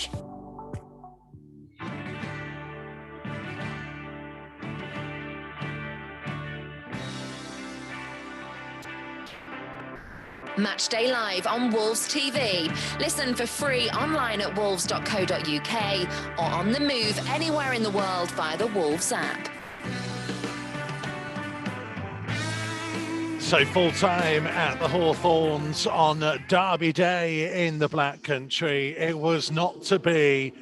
Wolves being held to a 1-1 draw here. Let me give you the story of the game, and certainly as far as the stats are concerned, before we hear from our pundits. So overall, Wolves with 58% possession to Albion's 42, 20 shots to Albion's 10, of which 10 were on target, 6 off target and 4 blocked. They had 6 corners to Albion's 5. There were 2 yellow cards in the game. Both went to West Bromwich Albion players. Wolves had 13 of their shots inside the penalty area. And in the end, they were 78% pass success rate compared to Albion's 72. Just wasn't quite to be in the end. The story, though, I guess, comes around from the second half, where first half Wolves 60-40 possession. In the end, they ended at 56-44 in the second. But Claire Hakeman, for a large part of the start of that second half, Albion came out much stronger. And to use Tomo's terrible terminology today, Wolves weathered the storm, barring one moment, which ultimately has cost them 3 points.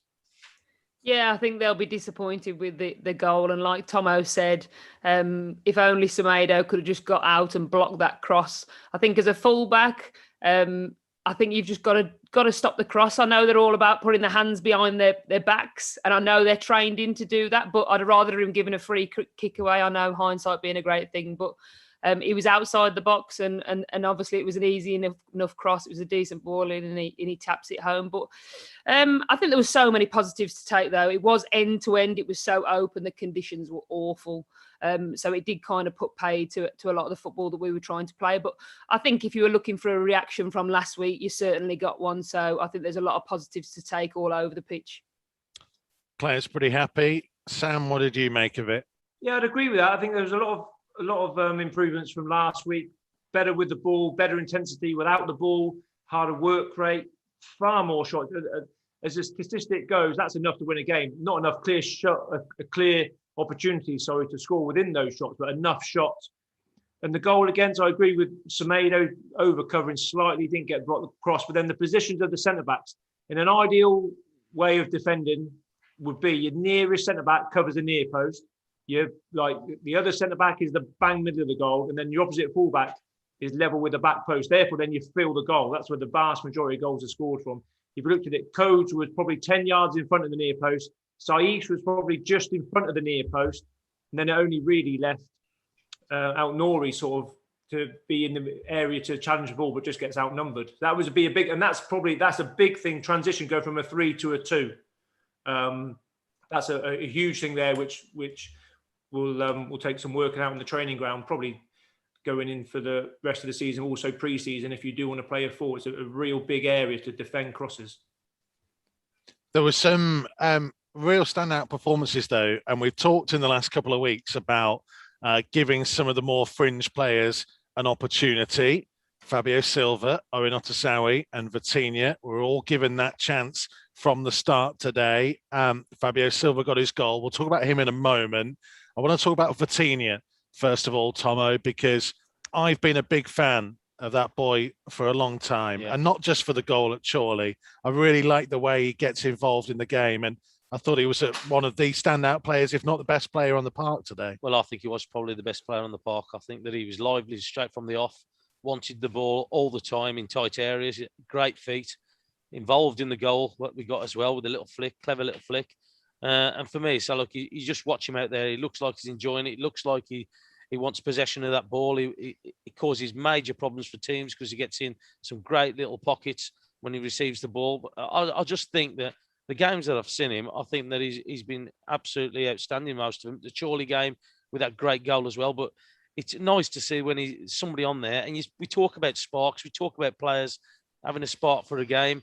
He's definitely one of those. He's definitely one of those who tries to up the tempo. He tries to up the play when we're doing it, and the quality that he's got as well. So look, it's he was disappointed coming off. I was just looking down here when he come off with Nuno, and that's how you want your players to be. You want to be disappointed about coming off with the way that you play. But yeah, for me, I thought he was the best player today. That was his best game, wasn't it? Best I've seen him play anyway, Claire. I don't know what you think. I think No. for me, that was the best I've ever seen him play. Yeah, I think exactly the same. I think he was just integral in everything that we created. Everything seemed to go through him. I thought towards the end he could have maybe gone down just as he went into the penalty area and drove through. And honest. Too honest, stayed on his feet, hasn't he? But he was just all action. He was buzzing for it, and it's what the Wolves fans want to see, isn't it? They want to see that drive and determination that we didn't see anything of last week, and now we're picking out positives from a player that we're hoping, hopefully he gets to start against Brighton again, and we get to see a little bit more. He brings that creativity in that attacking area, which I think we've always sort of lacked, really. We've always relied on breakaway goals from whoever the front three sort of are, really. And he brings that sort of the in-between player. Like, obviously, he plays as a 10, receiving in the lines, and the forward players will hopefully aid from that. Yeah. Sam, can you explain that then, what the difference is? Because we've had other players that played as a number 10. Daniel Podence has done it in recent games. What's the difference with Vitinha that allows Wolves to control possession and maybe control the game a little bit more? I just think he can do a little bit of everything. He can drop deeper into midfield and come and get on the ball when necessary. I just think he's a better player than Podence as well, if I'm honest with you. Receiving on the half turn, his little flick for the goal, willing to drive at players and willing to have a shot as well. He had a nice shot first half from distance, which took some saving. He just looks more of a threat. I think Podence looks a bit slow at the minute, gets caught on the ball a lot, too many touches. He's just a little bit more dynamic in his play, and he has that youthful energy with him as well. Yeah, but also as well, I think it's important that he just gets into those little pockets between the midfield and their back players, doesn't he? Yeah. And that's the thing. So he's in that position where he can receive the ball, or he's getting in positions to receive the ball. And as you touched on there, he's on the half turn, and it causes problems soon because you don't know who's going to pick him up. You don't know if it's going to be in midfield or one of the lads at the back who are going to either step in or drop back, depending on where they are. But I just thought today he looked very sharp, comfortable on the ball. And even in tight areas, he wants the ball because he's got great ability. He's got great feet that he can move it. But there was a couple of times where I saw in this second half where I think there's about 3 or 4 West Brom players around him. He's still receiving the ball and keeping the ball. He's happy to do that. And that's what you want to see, that confidence from your players. I wonder if Neves likes playing with him. I'd love to know what he thinks, because Neves, we all know his game is normally switching side to side. Well, today, little cute through passes, like you said, into those little pockets, just little round the corners, little cutback passes. And I just wonder, it adds to Neves's game as well. I'm sure it does, because I think as well, he's an option, isn't he? He's always an option. So look, he's not, because we always usually look at the fullbacks or the wide players. He's another option that we need. We talk about having 3 or 4 options when you've got the ball. He's that other option for me. So look, with the positions that he gets, he's somebody that we can play the ball through and get at their back line. And again, as a defender, as a midfield player, you don't know where he is all the time. And that's always going to be a problem here. And he's got that movement as well. And again, I thought that he played really well today.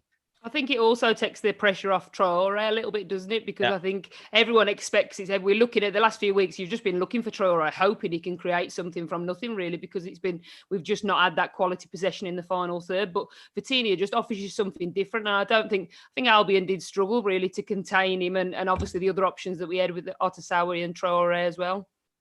Okay, so a pretty universal thumbs up for Vitinha. What about Owen Otasawi then, Claire? You mentioned him there. He was the first man to be taken off. He was probably more involved and more of a threat first half maybe than he was second. Yeah, I think so. I think he still had a really positive display and showed us enough that he definitely is a really important player in the squad. He carries the ball so well. He's so strong. I mean, again, he must be really tricky to defend against because he's so athletic and puts the work rate in as well. But he got into some great positions. He does look probably naturally, he looks like to me like he wants to be a bit more central maybe than out there on the right. But either way, he was a handful today for them, I think, and he carried the ball well and showed some nice touches. She's a little bit naive probably at points, but I think for a starter, I think and given obviously where we've come from last week, I think it was another really positive display from him. He's a unique character, isn't he, Sam? And people who watch this program will know that, especially because he came on and spoke to us, I think after Chelsea, and I kind of pre-warned because he's not the most talkative, and he plays the game at the tempo he wants to play it at. Is that fair?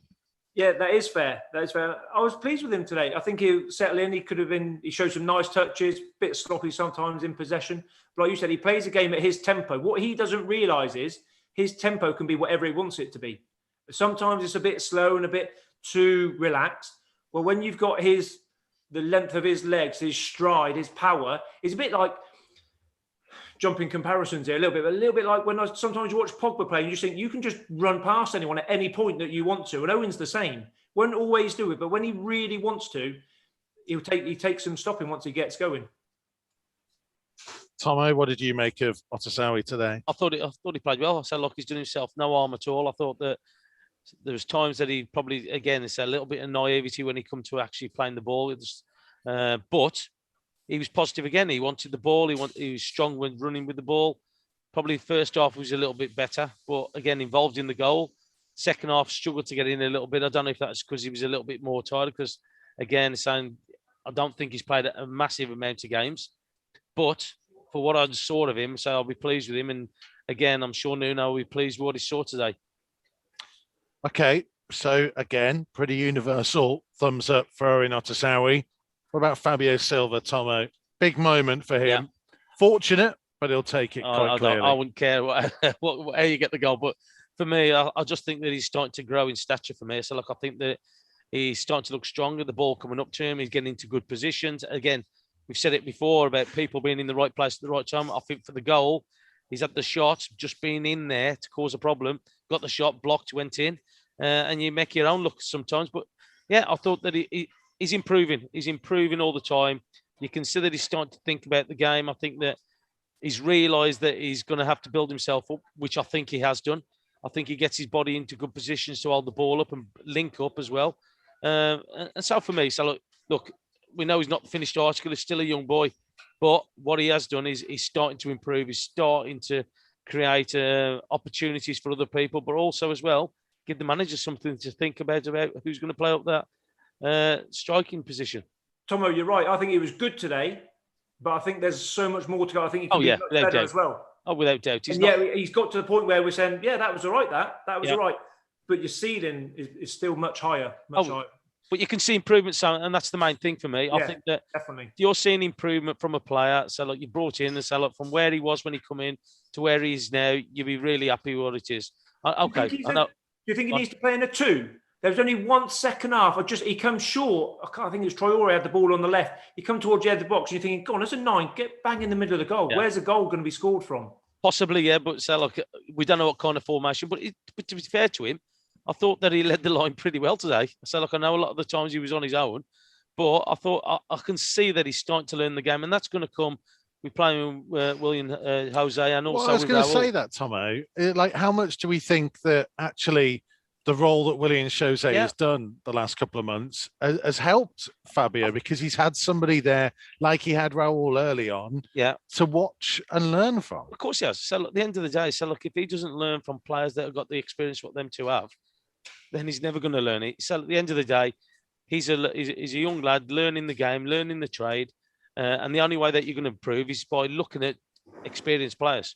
And I think, sorry, I was just going to say, I think Jose being there, I think that's took the pressure off him, hasn't it? Yeah. So I think he's been able to relax, enjoy his football and his moments when he's had them. And then looking at today, he's scored a goal that we've got a result of some kind from. Obviously, he scored 3 before and we've lost all 3. So he can enjoy a bit of a moment of, his involvement and leading to a point. So there's positive. I think he's coming along nicely, and he's such a young kid. He's got so much potential. Yeah. There's also the point worth making, Claire, that 2 points actually. One, that if he keeps scoring against West Brom in every game, then he's absolutely going to be a cult hero like we talked about beforehand. But the fact that that's his 4th goal now, and there's only Neves and Neto that are ahead of him in Wolves' goal scoring charts with 5, and we know Neto's not going to play for the rest of the campaign.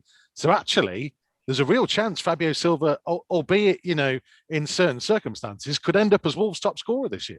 Yeah, and that'd be fantastic, wouldn't it? I mean, I think today just showed we had lots of chances, but again, and pretty much the sign of our season, we just haven't been clinical enough in front of goal. Even the days where we have created loads of chances, we just don't put it in the back of the net enough. I saw the stat earlier about Albion had scored 10 goals in April. We're not getting near that at the moment. We need to obviously, that's something that we need to work on, but we created so many chances, and that's like a hell of a positive.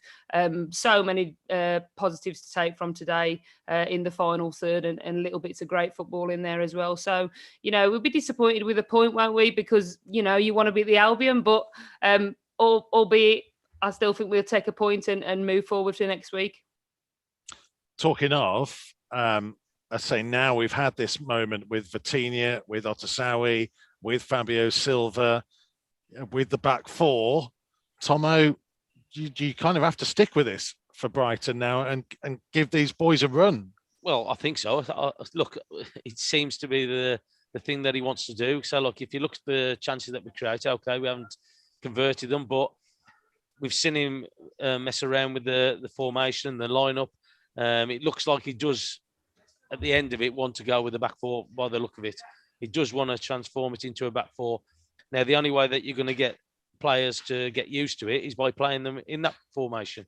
I thought they defended well today for the majority of the game. Okay, there's a couple of circumstances that they got away with it a little bit. But generally, I thought that we looked better going forward. We looked like we was more confident and sharper with the ball.